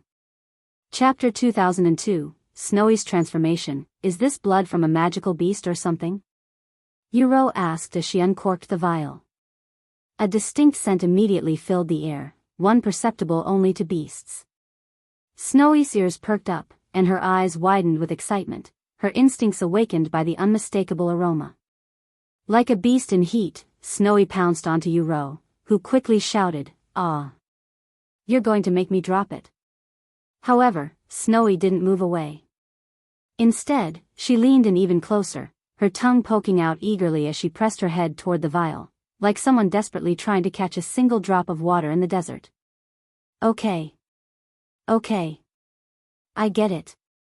Here. Uro said in a flustered tone as she quickly poured the blood onto Snowy's outstretched tongue. The moment the blood touched her taste buds, Snowy's entire body quivered with delight, her pupils dilating as a surge of satisfaction rushed through her. In the very next moment, Snowy let out a thunderous roar as her aura exploded outward, wild and untamed, shaking the air around her. Meanwhile, notifications began appearing before Uro. Snowy's bloodline is transforming. Uro exclaimed after seeing these notifications. What? Really?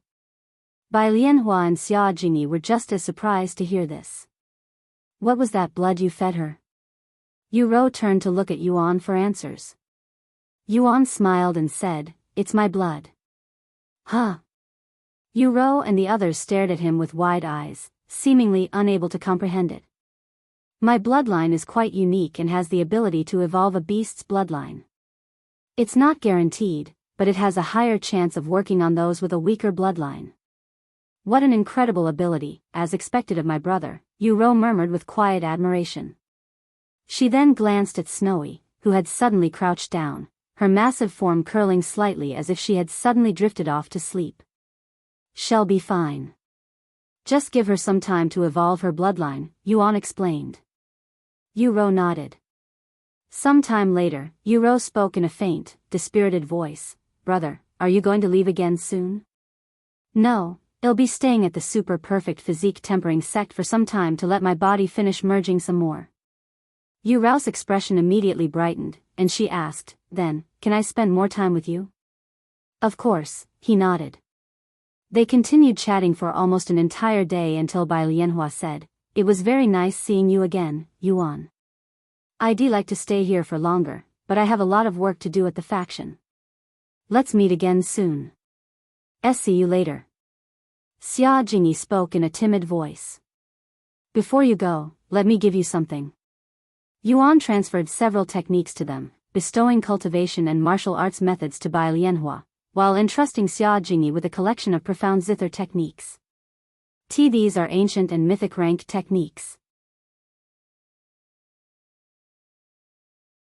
Bai Lianhua exclaimed in shock after realizing what Yuan had given her. Xia Jingyi was too shocked to even say anything. No need to thank me. Just consider it a gift for taking care of my sister when I couldn't, Yuan said. You can leave without me. I'll stay here for a little longer, Uro said. Okay. Once Bai Lianhua and Xia Jingyi left, Meixiu and Liuxiang also left a little bit later, leaving Yuan and Uro alone. How long are you going to stay? Uro asked him. I'll stay here until you want to leave, he said. Are you sure? Don't you have a lot of things to do? Yes, but they can wait for now. In that case, I'll stay here as long as possible. Over the next several days, Uro and Yuan spent their time reminiscing about their childhood. Yuan would often play the zither for her, guide her through her cultivation, and pass down several techniques to help her grow stronger. Time passed quickly, and before they realized, they'd spent almost an entire month inside Senior Bai's world. I'll leave tomorrow, Uro said. Although she wanted to spend more time with Yuan, she knew that she couldn't keep him there forever. Okay. Later that night. Brother, can I sleep with you tonight? Uro knocked on his door and asked. You're not a child anymore, you know. So what? I still want to snuggle with you like we used to. I'm coming in. Inside his room, Yuan was seated on the floor. You're cultivating? Now that I've reached immortal ascension, I don't need to sleep anymore, Yuan explained. In fact, I feel far more rested through cultivation than I would from sleeping. Since this is going to be my last day with you, sleep with me. She pulled him off the floor and dragged him to the bed. You may have grown up, but you're still a bit spoiled, aren't you? Yuan said with a warm smile. Uro didn't reply, but a quiet smile spread across her face. A few quiet minutes passed as they lay side by side on the bed. Then, in a soft voice, Yu-ro whispered, "Brother. What is it? When do you think you'll be able to travel to the 9 heavens?" "Hard to say. After all, we need someone who can activate the teleportation device on Earth, but the Lord has already sacrificed his cultivation to open it." He continued, "Even if you make it to the 9 heavens, what will you do then?" "I want to go where you go," she immediately said. "That's too dangerous. There's no way I can bring you to the places you'll be going. I don't need to be exactly by your side. I just want to be near enough so you can visit more conveniently. But you can do that already through the myriad of techniques. It doesn't feel the same." She sighed. "I want to be with you physically, not in this avatar." Eventually, Yu-ro drifted into a deep, peaceful sleep, the kind she hadn't experienced in years. If you find any errors, ads pop up, ads redirect, broken links, non-standard content, etc.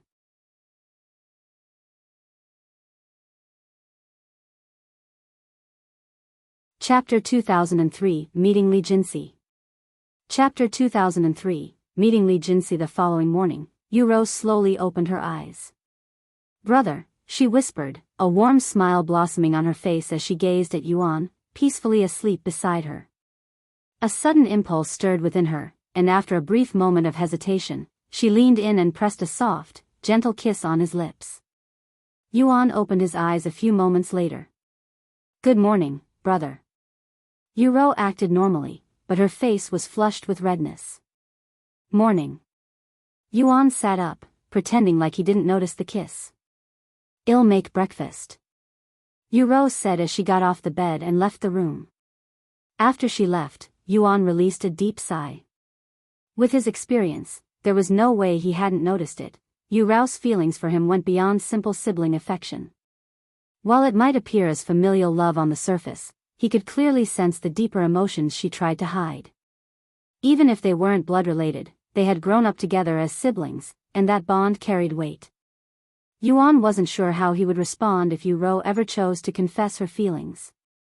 Would he be able to accept her, or would that line between them remain one he couldn't cross?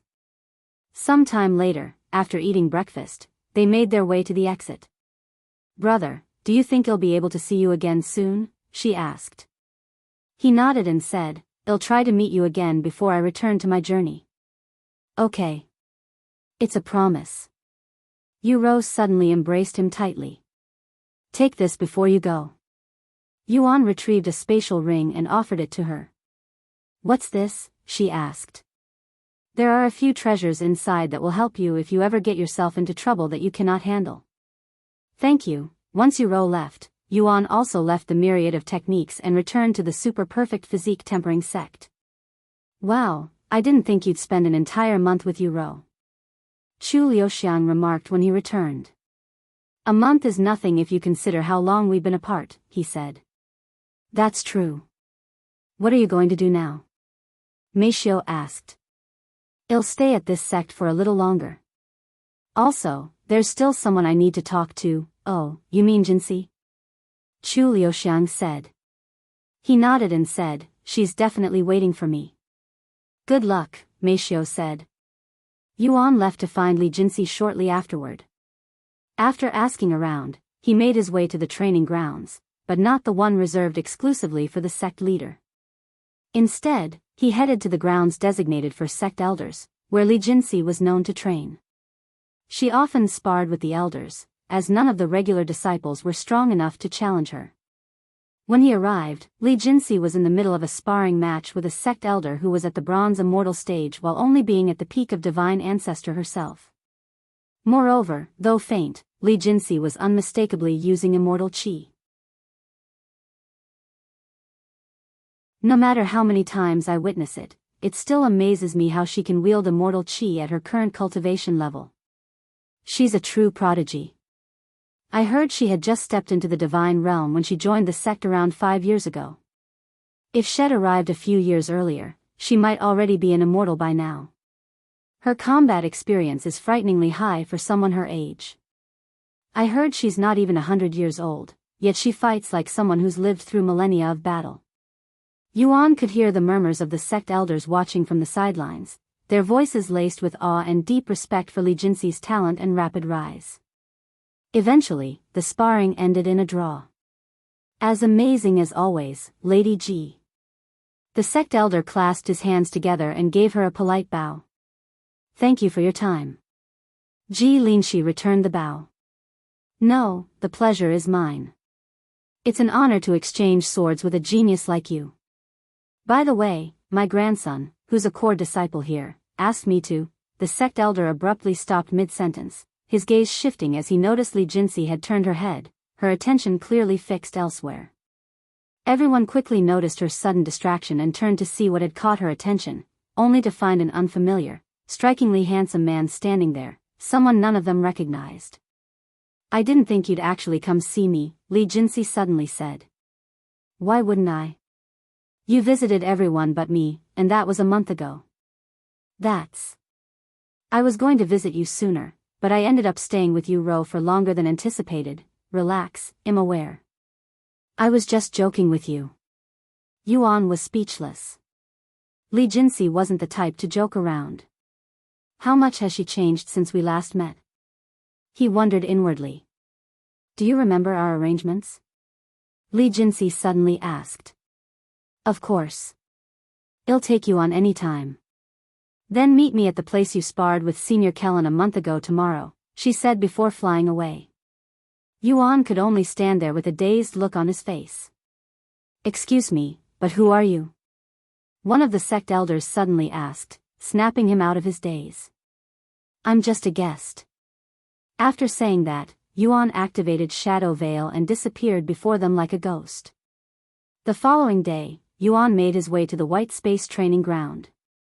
Not seeing Jinxi outside, he decided to head inside to check if she was already there. Sure enough, once inside, he could see Jinxi standing not far away with the Golden Empress already in her grasp.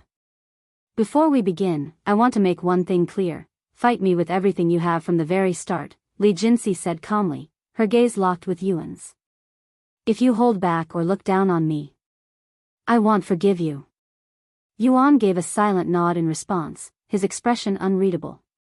Join privilege for 50 ADV chapters. Only available in the app. If you find any errors, ads pop up, ads redirect, broken links, non-standard content, etc.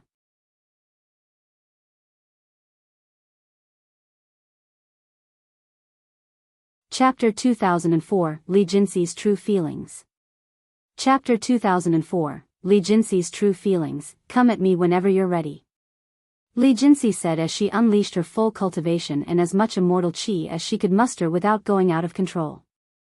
However, despite her seemingly confident expression, Jinxi already knew that she wouldn't be able to defeat Yuan, who could fight on par with God Ascension cultivators.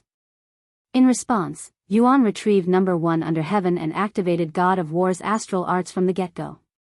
Here I come, Yuan warned her before speeding toward her. Jinxi raised her sword high and swung with all her might, unleashing a powerful technique that made the very air around them tremble with its force. Yet with a single, effortless motion, Yuan swung his sword, shattering her technique completely, as though it were no more than a breeze before a storm. Jinxi gritted her teeth and unleashed one technique after another in rapid succession, each strike fueled by relentless determination. But Yuan didn't even bother to defend. He continued to approach her, allowing every attack to land directly on his body, unflinching, as if her efforts couldn't even reach him. Damn it! Jinxi roared as she unleashed her strongest technique. Golden Empress Absolute Decree. Suddenly, a golden energy surged around the Golden Empress in Jinxi's grasp, radiating a powerful pressure that rippled through the air. Had she unleashed this technique during her spar with the sect elder the day before, there was no doubt she would have claimed victory with ease. However, Jinxi didn't stop there and infused the energy with immortal chi and enhanced sword aura. Seeing this, Yuan tightened his grip on his sword, his eyes narrowing as he prepared to meet her strike head-on. In the next moment, Yuan swung his sword, channeling immortal chi through the blade and layering it with enhanced sword aura. A split second later, their swords collided, unleashing a shockwave so powerful it sent ripples through the air and carved fractures into the very fabric of space around them. Jinxi had expected to hold her ground for at least a few seconds, but the instant their swords collided, the overwhelming force behind Yuan's strike shattered her balance. Before she could react, her body was hurled through the air, utterly powerless to resist. Jinxi coughed up a mouthful of blood, her body trembling as she struggled to rise to her feet. So I couldn't even withstand a single strike from him, huh? Jinxi let out a quiet breath and stopped trying to stand. Instead, she remained on the ground, her gaze drifting upward as she stared into the endless white space, her expression dazed. Seeing this, Yuan withdrew his sword and approached her. "Are you okay?" he asked gently. "No, I'm not," she replied without hesitation. "No matter how hard I try, no matter how much effort I put in, I still can't seem to catch up to you." "Why are you so hung up on catching up?" "It's not like I will leave you behind or anything," Yuan said. "In fact, you're soaring when compared to the others." She glared at him and said, "How else am I supposed to get you to accept me?" "What?" Yuan raised his eyebrows, puzzled by her words. "If it isn't obvious by now, I have regained my memories as Jinxi," she said. "And with them came everything she carried, such as her experiences, and her feelings for you.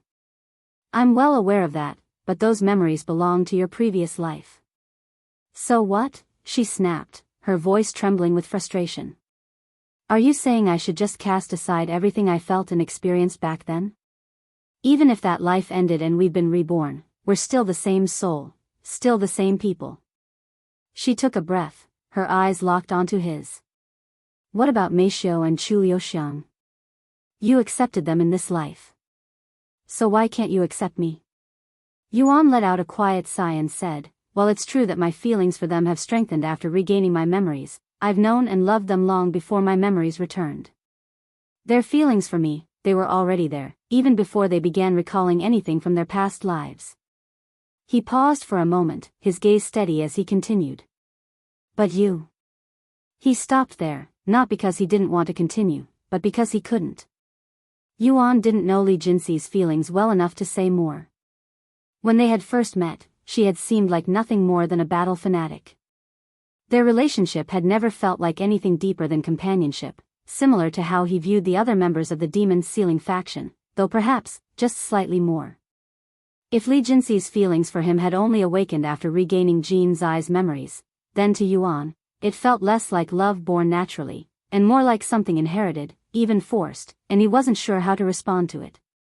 Jinxi quickly understood what he was trying to say.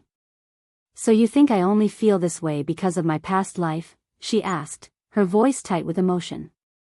She clenched her fists before shouting, "That's not true. I've had these feelings for you long before my memories as Jinxi returned. I've never been good with words, or expressing my feelings." Her voice softened, and her face flushed with redness as she continued. "Yes, Jinxi's memories helped me understand my emotions better, and they strengthened what I already felt, but don't think for a second that I didn't already love you before then." Jinxi's mind drifted back to their first encounter on the stage at the Jaded Garden. At the time, she hadn't recognized it for what it was, but she eventually realized that she had started falling for him in the middle of that very battle, and that feeling would only continue to grow as they continued to spar and spend more time with each other. Unfortunately, fighting was the only thing she excelled at. To others, it may have seemed like she viewed Yuan as nothing more than a rival, someone to challenge and chase. But in truth, it had always been more than that, and she just never knew how to show it.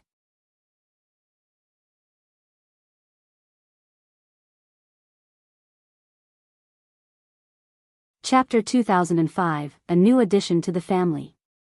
Chapter 2005, A New Addition to the Family. After listening to Jinxi's confession, Yuan smiled and said, "I'm flattered you feel that way about me, but I wasn't doubting your feelings." He continued, "After all, even though I have reincarnated many times, the feelings my incarnations experienced and their emotions are still mine, but not everyone will think like me. I just wanted to make sure that was what you really wanted."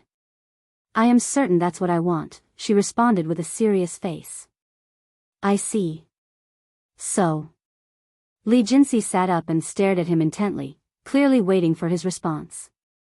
Yuan extended his hands toward her and smiled. I was unable to answer Jean Zai's feelings because I lacked the courage before, and I lost her before I could. This time, however, I will not make the same mistake. Li Jinxi gently took his hand, her voice barely above a whisper. Does that mean? Before she could finish, Yuan pulled her to her feet, and straight into his arms. Without a word, he leaned in and pressed a soft, tender kiss to her lips. Li Jinxi's eyes widened with surprise, but she quickly closed her eyes to enjoy the moment. Ah, so this is what it feels like to be finally accepted. She had spent thousands of years chasing after Tian Xian, only to meet a lonely, unfulfilled end, so one could only imagine the fulfillment Li Jinxi, who had her experience and emotions, was feeling at this moment. Let's go back to my place, Li Jinxi said afterward. She wanted to embrace him on the spot, but she was afraid that someone else might enter the training ground and witness it. Yuan nodded, and the two of them left the training ground the next moment. Once they arrived at her living quarters, Li Jinxi brought Yuan directly to the bedroom, where she immediately removed her robes, revealing her defined and flawlessly toned body. What do you think? She asked, her face flushed with redness. It's beautiful. Yuan smiled before kissing her all over her body. Once Yuan was finished, Li Jinxi swapped roles and began licking all of his body. Many moments later, Yuan inserted his sword into her scabbard, connecting their bodies together. The room soon echoed with Li Jinxi's blissful cries, a sound so pure and unrestrained, unlike anything she had ever made before. Time slipped by unnoticed as they lost themselves in waves of pleasure, the outside world forgotten. Before they realized it, days had passed. Though it was her first experience, Li Jinxi's monstrous endurance allowed her to cultivate with him for days without rest. It's a pity that my first experience is through my avatar. Li Jinxi sighed. Does it really matter? It feels no different from your real body, Yuan commented. No, there is a difference.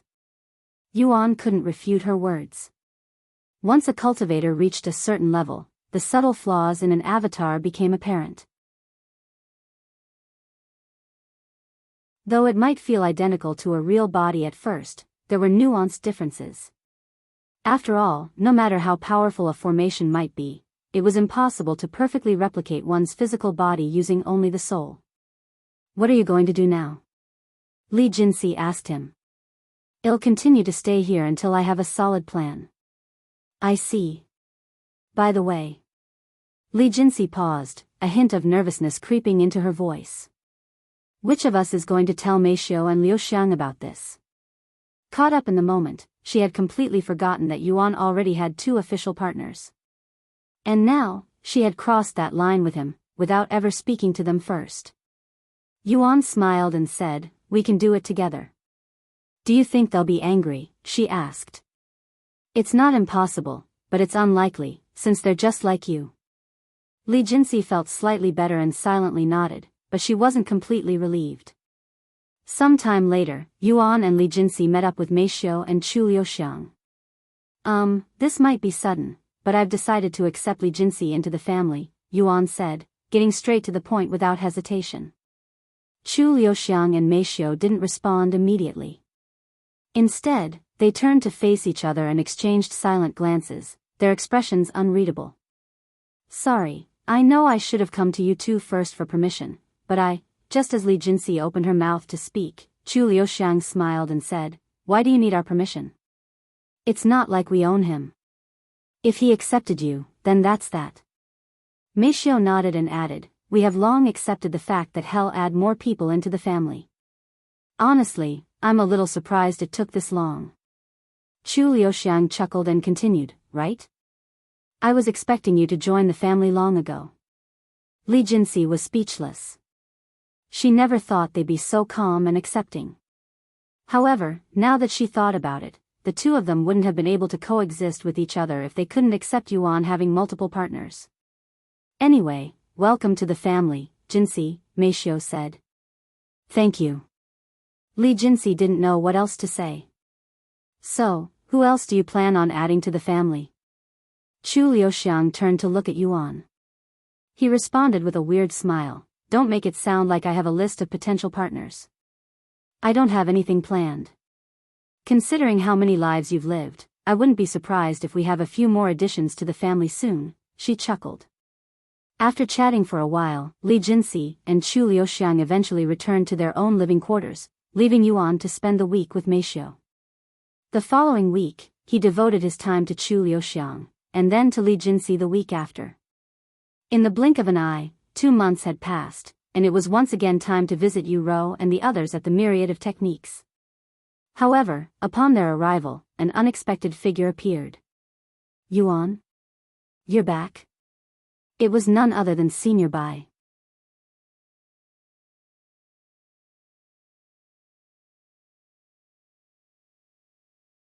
Chapter 2006, Faceless Sword Emperor. Chapter 2006, Faceless Sword Emperor. It's been a while, Senior Bai. Yuan greeted him with a warm smile. Indeed, it has been a while. Last I heard from you, you were still in the 6th heaven. Where are you right now? Senior Bai asked. I'm currently in the 7th heaven, and I've been staying at Kelan's sect for the last several months, he said. What? Senior Bai frowned after hearing this. You've been at Kelan's place for several months already? How come I didn't hear anything about this from him?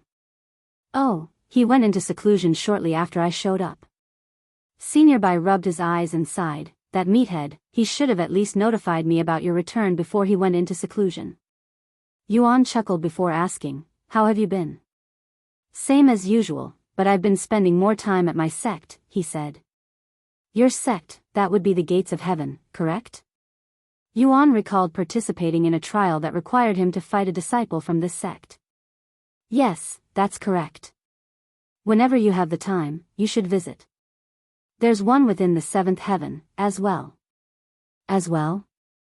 There's more than one gates of heaven? Liuxiang asked. Senior Bai nodded and explained, I have 3 sects, one in the 5th heaven, the 7th heaven, and the 9th heaven. Of course, they all share the same name and are essentially the same sect. What is the purpose of having 3 sects? Bai Lianhua asked out of curiosity. It's quite pointless to have multiple sects if you place them all in the same realm. However, if you spread them apart, you'll be able to gain many more disciples. Also, it gives those in the lower heavens another method of ascending. I see. Bai Lianhua muttered, as she had been contemplating branching out her faction recently. Senior Bai turned to look at Yuan and continued, the next Sword Emperor qualifications will be happening soon, and it'll take place within the gates of heaven. You use the sword, right? You might learn a thing or two if you go. Sword Emperor qualifications? What is that? Li Jinxi asked, her curiosity piqued. Senior Bai then explained, in the world of sword masters, the highest attainable title is the Sword Emperor, much like how blacksmiths have the title God of Creation, and alchemists have the God of Alchemy. The Sword Emperor is, in essence, the God of Swords. However, there can be multiple Sword Emperors. The Sword Emperor qualification is exactly what it sounds like, an event where sword masters compete for the chance to earn the title of Sword Emperor. Sword Emperor. Yuan muttered. Li Jinxi glanced over at Yuan. In Jin Zai's memories, Tian Xian also acquired the title of Sword Emperor. In fact, he was the strongest Sword Emperor in history. How does one join this event? Yuan suddenly asked. Senior Bai smiled and said, are you looking to join? Unfortunately, even with your talents, it'd be impossible for you to join in your current state. Only those who have achieved Supreme Sword Aura may join, after all. Supreme Sword Aura, huh? Indeed, I can't use that right now. However, if I have enough time. Yuan showed a confident smile. When is the event happening? It's going to happen in 7 years. 7 years? Yuan raised his eyebrows. I thought you said it'd be soon. That's quite far away. 7 years is nothing for immortals like me. I guess that's true. Anyway, 7 years should be more than enough for me to master Supreme Sword Aura, Yuan said casually. Senior Bai stared at him, utterly dumbfounded. He couldn't believe what he was hearing. Most cultivators spent their entire lives unable to even grasp Enhanced Sword Aura, let alone Supreme Sword Aura. And the participants in the Sword Emperor qualification? Nearly all of them would be God Ascension Realm experts who had lived for tens of thousands of years. Well, if you're truly serious about mastering Supreme Sword Aura, Senior Bai said thoughtfully, then you should visit the Holy Sword Temple. It's a unique place that exists beyond the bounds of the 9 heavens, and nearly every Sword Emperor throughout history has gone there to learn their Supreme Sword Aura. In fact, the strongest Sword Emperor in history, the Faceless Sword Emperor, also trained there. Faceless Sword Emperor. Yuan raised his eyebrows at this title. Senior Bai mistook Yuan's reaction as intrigue and explained, the Faceless Sword Emperor earned his title because he always wore a mask and almost nobody knew his true identity. He had other titles such as the Undefeated Sword Emperor and the Mystical Sword Emperor. He's one of the most revered figures in the world of sword masters. Jinxi couldn't help but smile after hearing this. The Faceless Sword Emperor was, without doubt, Tian Xian. Senior Bai continued, no one knows where the Faceless Sword Emperor came from, only that from the very beginning of his recorded history, he lived as an undefeated prodigy. However, just as mysterious as his rise was his disappearance. After attaining the title of Sword Emperor, he vanished without a trace, almost as if he had never existed at all. He lifted his head to look at the clear blue sky and sighed, to tell you the truth, I've encountered him once. However, he was just passing by, and I was only a snooty little brat back then. Though I was a mortal, I could tell how formidable he was at a glance. He was a true monster, one that might rival even you, Yuan. Yuan smiled and said, all right, I've decided. I'll visit the Holy Sword Temple next. Of course, it wasn't solely because he wanted to participate in the Sword Emperor qualifications. If he wanted to fight and kill God Ascension Realm cultivators, he'd need to learn Supreme Sword Aura eventually. I should have mentioned this first, but not just anyone can enter the Holy Sword Temple. You'll need a referral and then pass a test before you can train there, Senior Bai suddenly said.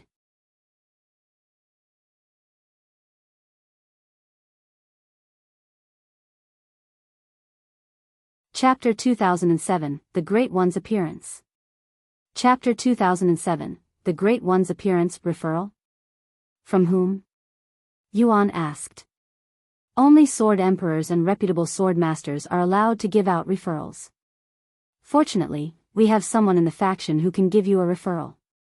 I'll contact them after this. Okay. What about the test? Oh, it's quite simple. Your enhanced sword aura just needs to be powerful enough to damage the sword wall at the Holy Sword Temple. I see. Should be doable.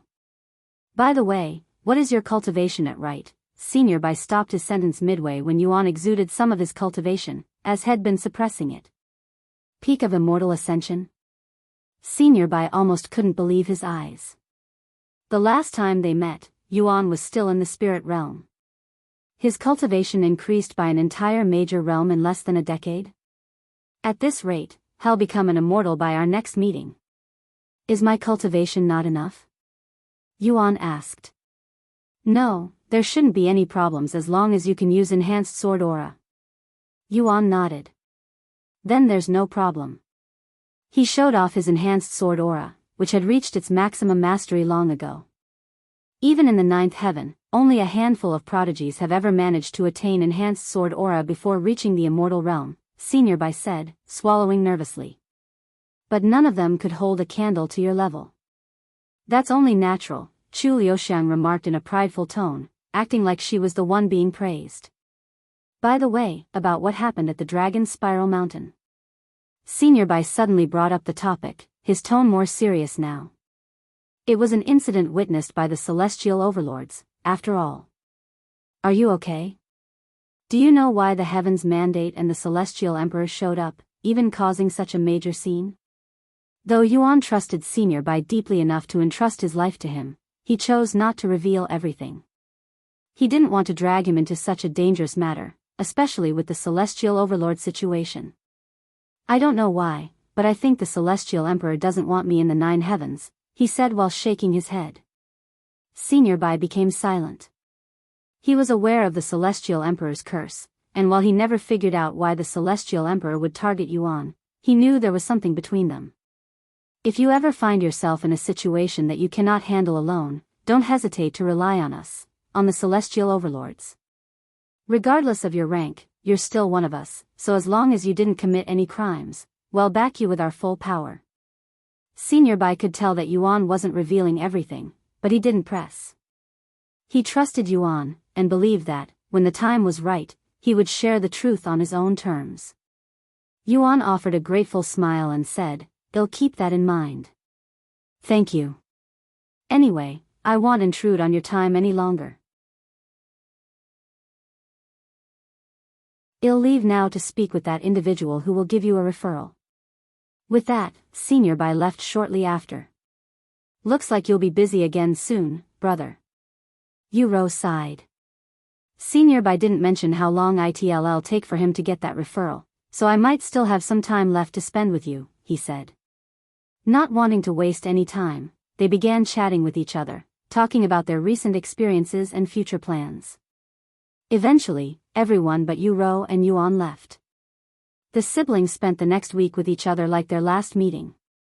"If I don't show up for the next meeting, that means I have already left." "Don't worry, it'll be okay, even if it'll be a little lonely," Yuro said softly as she embraced him. "Now that you've regained your body, the thing I worried about most is finally behind us." Meanwhile, after he left, Senior Bai reported to Su Jiechi about Yuan's return and Kelan's blunder. "I see, so he's regained his true body and traveled to the 9 heavens with it." Su Jiechi muttered to herself after hearing the report, a sense of relief washing over her. "By the way, did you ask him about what happened at the Dragon's Spiral Mountain?" she suddenly asked. "Yes, but he didn't say much. However, he's definitely hiding something, though." Su Jiechi sighed. "It's fine. He probably doesn't want to cause us any trouble. My father was also like that. He'd always try to solve everything on his own. Now then, about the Holy Sword Temple. I'll contact that person myself," she continued. Senior Bai smiled and said, "That's relieving to hear. I don't want to deal with that eccentric person."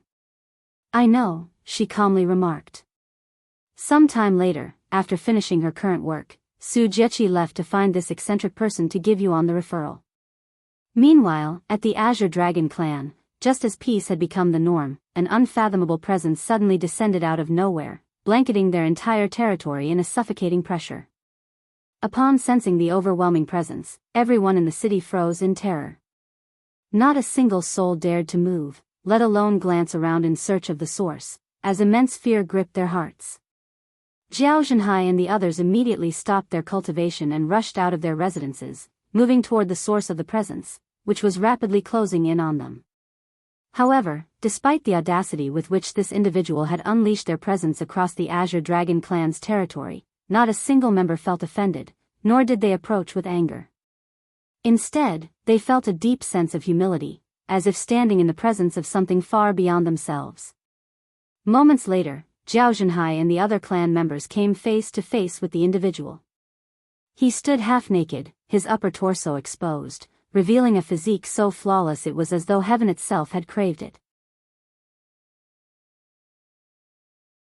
His long, golden hair flowed behind him with unnatural grace, swaying gently as if caught in a soft breeze, even though they were all submerged in water. "The Azure Dragon clan humbly greets the Great One." Zhao Zhenhai and the others called out in unison, their heads lowered in deep submission and reverence, their voices echoing with solemn respect.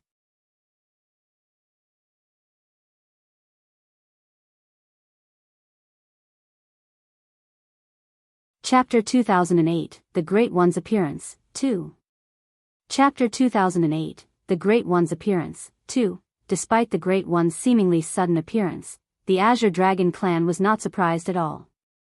In fact, they'd anticipated his appearance when they learned that it was Dragon Goddess Yao who had stopped the Mystic Sea Dragon clan's invasion from Yuan. The Great One narrowed his golden eyes, his naturally arrogant gaze sweeping over the Azure Dragon clan like he had absolute authority over them. "So, you've anticipated my arrival, have you?" he said, his voice calm yet imposing. "Then you must also know why I'm here. Let's not waste time and tell me what I want to know. Is it true that Dragon Goddess Yao appeared here recently?" "Yes, that is correct." Zhao Zhenhai didn't dare to lie before the Great One since he could see through everything. "Tell me everything, and do it from the very beginning. If you dare try to mislead me or leave even the slightest details out, it'll completely wipe your bloodline from existence. Do I make myself clear?" The Great One's aura surged in a threatening manner. Zhao Zhenhai and the others trembled beneath the weight of the Great One's overwhelming presence. Knowing full well that this being did not bluff or tolerate deceit, Zhenhai quickly recalled everything, from the moment their family had been poisoned by the Mystic Sea Dragon clan, to their fateful encounter with Yuan, and ultimately, the appearance of Dragon Goddess Yao herself, which ended up driving the Mystic Sea Dragon clan away. Yuan. The Great One narrowed his eyes after hearing this familiar name. However, no matter how vast his experience or knowledge, there was simply no way he could have linked Yuan's existence to the immortal monarch, even with all the information he had been given. Even with the information that Yuan possessed the immortal monarch's blood, he assumed it had been bestowed upon him by Dragon Goddess Yao. "I need more information." The Great One set his sights on the Holy Dragon clan next. Before leaving the Azure Dragon clan, the Great One said, "Since you've experienced Dragon Goddess Yao's prowess firsthand, I want you to do some quick comparison." Without warning, he suddenly unleashed a surge of his aura, so immense that it didn't just engulf the Azure Dragon clan's territory, but swept across the entire sea of dragons like a tidal wave. The sudden eruption of aura startled every living entity within the sea, sending beasts and cultivators alike fleeing from his direction as if their very lives depended on it. Within the Azure Dragon clan, the pressure was unbearable and so overwhelming that even the strongest among them coughed up mouthfuls of blood. Not even a God Ascension Realm cultivator like Zhao Zhenhai was spared. Fortunately, the Great One quickly retracted his aura a second later, or everyone around him would have died from the pressure alone. "If you were to compare my aura to that of Dragon Goddess Yao," the Great One asked, his voice devoid of guilt or apology, "how did I measure up? Would you say I'm stronger?" After taking a moment to catch his breath, Zhao Zhenhai responded, "Your aura was definitely stronger than what I felt from Dragon Goddess Yao." A satisfied smile tugged at the corners of the Great One's handsome face. Without another word, he turned and soared away, his figure cutting through the water like it didn't exist as he headed straight toward the Holy Dragon clan. A heavy silence lingered over the Azure Dragon clan and the underwater city, persisting long after the Great One had departed. Eventually, Zhao Zhenhai let out a deep, weary sigh. "I have the feeling that even if we had succeeded in claiming the Dragon's Spiral Mountain, the Great One still wouldn't have offered us his help." The others silently nodded, agreeing with him. A few days later, the Great One arrogantly announced his arrival by engulfing the entire Dragon's Spiral Mountain in his overwhelming presence, just as he did to the Azure Dragon clan. Immediately, the Holy Dragon Emperor approached him and greeted, "The Holy Dragon clan greets the Great One." The Great One narrowed his eyes and remarked, "Just like the Azure Dragon clan, you anticipated my appearance. Did Dragon Goddess Yao warn you that I'd show up?" "No, but knowing your history with her, anyone would make this assumption," he said. "Then you must also know why I am here." "Yes. It's true that Dragon Goddess Yao has returned," the Holy Dragon Emperor admitted. Based on the Great One's earlier comment, the Holy Dragon Emperor knew that he had visited the Azure Dragon clan prior to showing up at the Holy Dragon clan, so there was no reason to hide it, and it only enraged him. "Tell me everything you know," said the Great One, his overbearing tone leaving no room for discussion. However, the Holy Dragon Emperor shook his head and said, "Unfortunately, that is not possible." The Great One narrowed his eyes ever so slightly, fixing the Holy Dragon Emperor with a gaze that radiated silent menace. "Since I am in a good mood, I'll pretend I didn't hear your last sentence. You better choose your next words wisely, or I might sink the dragon spiral mountain by accident, said the Great One as his aura began to surge violently. Who knows? It might even summon Dragon Goddess Yao once she learns of it. Why are you still chasing after Dragon Goddess Yao? I heard she wants nothing to do with you. Aren't you afraid of incurring her wrath? I might have feared her in the past, but things are different now. I don't know where she has been this entire time, but I am quite certain that I have surpassed her during her absence. Once I find her, I am going to battle and defeat her.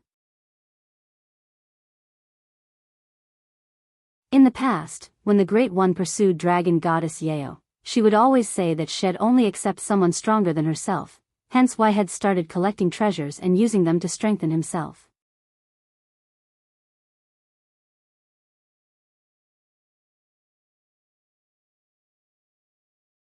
Chapter 2009, The Great One's Appearance, 3. Chapter 2009, The Great One's Appearance, 3. The Holy Dragon Emperor could only sigh inwardly after hearing the Great One's declaration, that he'd defeat Dragon Goddess Yao. While it was true that Dragon Goddess Yao may not have been improving her strength since her disappearance because she'd lost her body, and her soul had split into several parts, nobody could say for certain that the Great One had surpassed her, but it was definitely a possibility. Once I defeat her, I'll finally obtain the one thing I've yearned but failed to claim in this life, the Great One declared, his eyes burning with fervent determination. The Holy Dragon Emperor narrowed his eyes at the Great One's words, which carried an unsettling undertone, as if he saw Dragon Goddess Yao not as a person, but as something to be claimed. In any case, I cannot help you. They didn't mention where they'd go after leaving the Dragon Spiral Mountain. The smile on the Great One's face slowly disappeared, and he responded, maybe, but I won't know for sure until I force it out of you. How many do I have to kill to make you talk? Half. The Holy Dragon Emperor sneered in disdain. You may have gotten stronger over the years, but your character has fallen quite lowly, Great One. Even if you kill everyone, my answer will remain the same. I don't know where Dragon Goddess Yao went. The Great One said nothing in return, but his aura surged violently, speaking louder than any words ever could. The Holy Dragon Emperor wasted no time, instantly transforming into his dragon form. Though he knew full well that the Great One stood as an even greater threat than the Celestial Emperor had been, he refused to retreat. Defeat was likely, but cowering was never an option. It's been a while since a dragon has dared to defy me, so I'll enjoy this for a while. Moments later, the Great One and the Holy Dragon Emperor collided in a thunderous clash, their fierce exchanges unleashing shockwaves in every direction, each impact chipping away at the Dragon Spiral Mountain, piece by piece. Heavens! The Great One is attacking us. What should we do? The Holy Dragon clan was thrown into momentary panic, but their hesitation didn't last. Just like when the Celestial Emperor attacked, they surged forward to assist him, even if their efforts barely made a dent in the overwhelming power of the Great One. Though the Great One's individual power surpassed even that of the Celestial Emperor, the Holy Dragon clan managed to hold out against him far longer than expected. Of course, this endurance was only possible because the Great One was clearly holding back. If the Great One had gone all out from the beginning, the Holy Dragon clan would have perished almost instantly. Eventually, the Great One hovered alone above the Dragon Spiral Mountain, his presence dominating the skies. Below him, the Holy Dragon Emperor and the rest of the clan lay scattered across the battered landscape, defeated and motionless, unable to lift even a finger after their overwhelming defeat. Their fight had attracted many spectators again, though not as many as when the Celestial Emperor attacked. What the hell? Isn't that the Great One? Why is he attacking the Holy Dragon clan, too? I don't know what the Holy Dragon clan did, but to offend both the Celestial Emperor and the Great One, they're fated to be erased from existence soon. And since it's the Great One, the other royal dragon clans wouldn't be able to do anything about it. Some time later, the Great One's voice echoed across the battered peaks, loud and clear, rippling through the mountain like thunder. Though I do not wish to do this because of my respect for Dragon Goddess Yao, your defiance cannot go unpunished. As retribution, I shall destroy the final Dragon Spiral Mountain in the 9 heavens. The Great One raised a single finger, and in an instant, an overwhelming aura surged from his body. At the tip of his finger, a small orb of condensed energy began to form, glowing intensely. It rapidly expanded, growing larger and brighter until it blazed in the sky like a miniature sun, radiating power that shook the heavens. Moments later, the Great One gave a casual flick of his finger, and the blazing miniature sun shot through the air toward the mountain. As it descended, the heat radiating from it was so intense that it caused the surrounding sea to boil violently, sending waves of steam rising into the heavens. The Holy Dragon clan could do nothing but watch in helpless silence as the blazing sun descended upon them.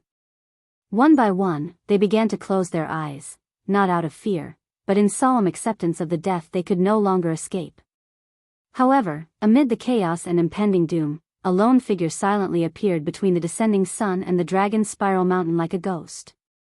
He was small in stature, appearing no older than a young teenager, yet his eyes gleamed with ancient knowledge and unfathomable experience. Strangely, he emitted no presence whatsoever, and his body was semi-transparent, as if he didn't exist within the fabric of reality itself. Though the Holy Dragon clan failed to notice him because of his lack of presence, the Great One did not. The moment his eyes fell upon the small figure, his body tensed, and a flicker of something rare flashed in his eyes: hesitation. Without a word, he clenched his fists, and in an instant, the blazing sun above dissipated, abruptly canceling his attack. What is the meaning of this? The Great One spoke with a frown on his face. It'd be problematic if you were to destroy the Dragon's Spiral Mountain, said the young teenager. I wasn't talking about the Dragon's Spiral Mountain. Why are you here? Isn't it obvious? I'm here to stop you. With an avatar that doesn't even have an ounce of power? The Great One sneered. Are you looking down on me? You're right. I don't have any power in this state, so I cannot physically stop your actions. However, I can offer you a word of advice. If you were to destroy the Dragon's Spiral Mountain, Senior Sister Biyao will not forgive you, said the young teenager. You speak as if it's a certainty. Both you and Biyao vanished without a trace after that bastard's era came to an end, only to reappear now, at the exact same time. The Great One's eyes narrowed, voice edged with suspicion and frustration. What is the meaning of this? Dragon Ancestor? The Great One's last words shocked all of the spectators. Nobody there could have anticipated the reappearance of the Dragon Ancestor. That teenager is the Dragon Ancestor? The third dragon of origin? I thought he died long ago. No, he simply disappeared, just like Dragon Goddess Biyao. For both of them to show up now, something big will happen in the 9 heavens very soon. As murmurs of concern spread among the spectators, the Dragon Ancestor finally spoke, his tone calm but laced with biting sarcasm. Are you upset we didn't include you? Feeling left out? He paused, his gaze unflinching. Well, maybe that wouldn't have happened if you hadn't spent those days hounding Senior Sister Biyao like some lovesick, perverted maniac. The Great One trembled, his eyes flaring with rage. Do not mock my feelings for her, he roared. I am not mocking you. I am merely reminding you why Senior Sister Biyao despised you and why she ultimately chose to keep you out of our group. And if you continue to chase after her like you did in the past, I doubt she'll be able to resist killing you. Ha ha ha. Kill me? Maybe she had that power in the past, but things are different now. I am stronger than her. The Great One laughed. The Dragon Ancestor merely shook his head with a pitiful smile. Oh, you ignorant one. Senior Sister Yu's power is far more than you can fathom, and what you witnessed in the past was merely a fraction of her true power, since neither you nor I was strong enough to make her fight seriously. The Great One was left speechless, his eyes widening in disbelief. What she showed me was only a fraction of her true strength. Even for someone like him, such a thought was difficult to accept, nearly unfathomable. The Dragon Ancestor suddenly glanced down at his body, watching as it began to fade, his form slowly unraveling into fragments of light. Looks like my time is running out, he muttered, then lifted his gaze to meet the Great One's. If you truly intend to destroy the Dragon's Spiral Mountain, there's nothing I can do to stop you. However, bear this in mind, that senior sister Yao would skin you alive if you did. And instead of chasing after her, why don't you come find me? I'll share with you one of senior sister Yu's greatest secrets. Before the Great One could respond, the dragon ancestor's body vanished as if he had never existed in the first place. The Great One continued to hover above the dragon's spiral mountain long after the dragon ancestor had faded, his expression unreadable as he lingered in silence, lost in deep thought. Eventually, the Great One clicked his tongue in annoyance, and without saying a word, he vanished from the skies above the dragon's spiral mountain, leaving behind only the weight of his presence and the silence that followed. The Holy Dragon Emperor could only stare at the sky in disbelief. Looks like we're fated to continue serving Dragon Goddess Yao, he mumbled. You're tuning into the Biyao's Wuxia Chronicles YouTube channel. Don't forget to subscribe and join us on this journey to catch the most captivating stories.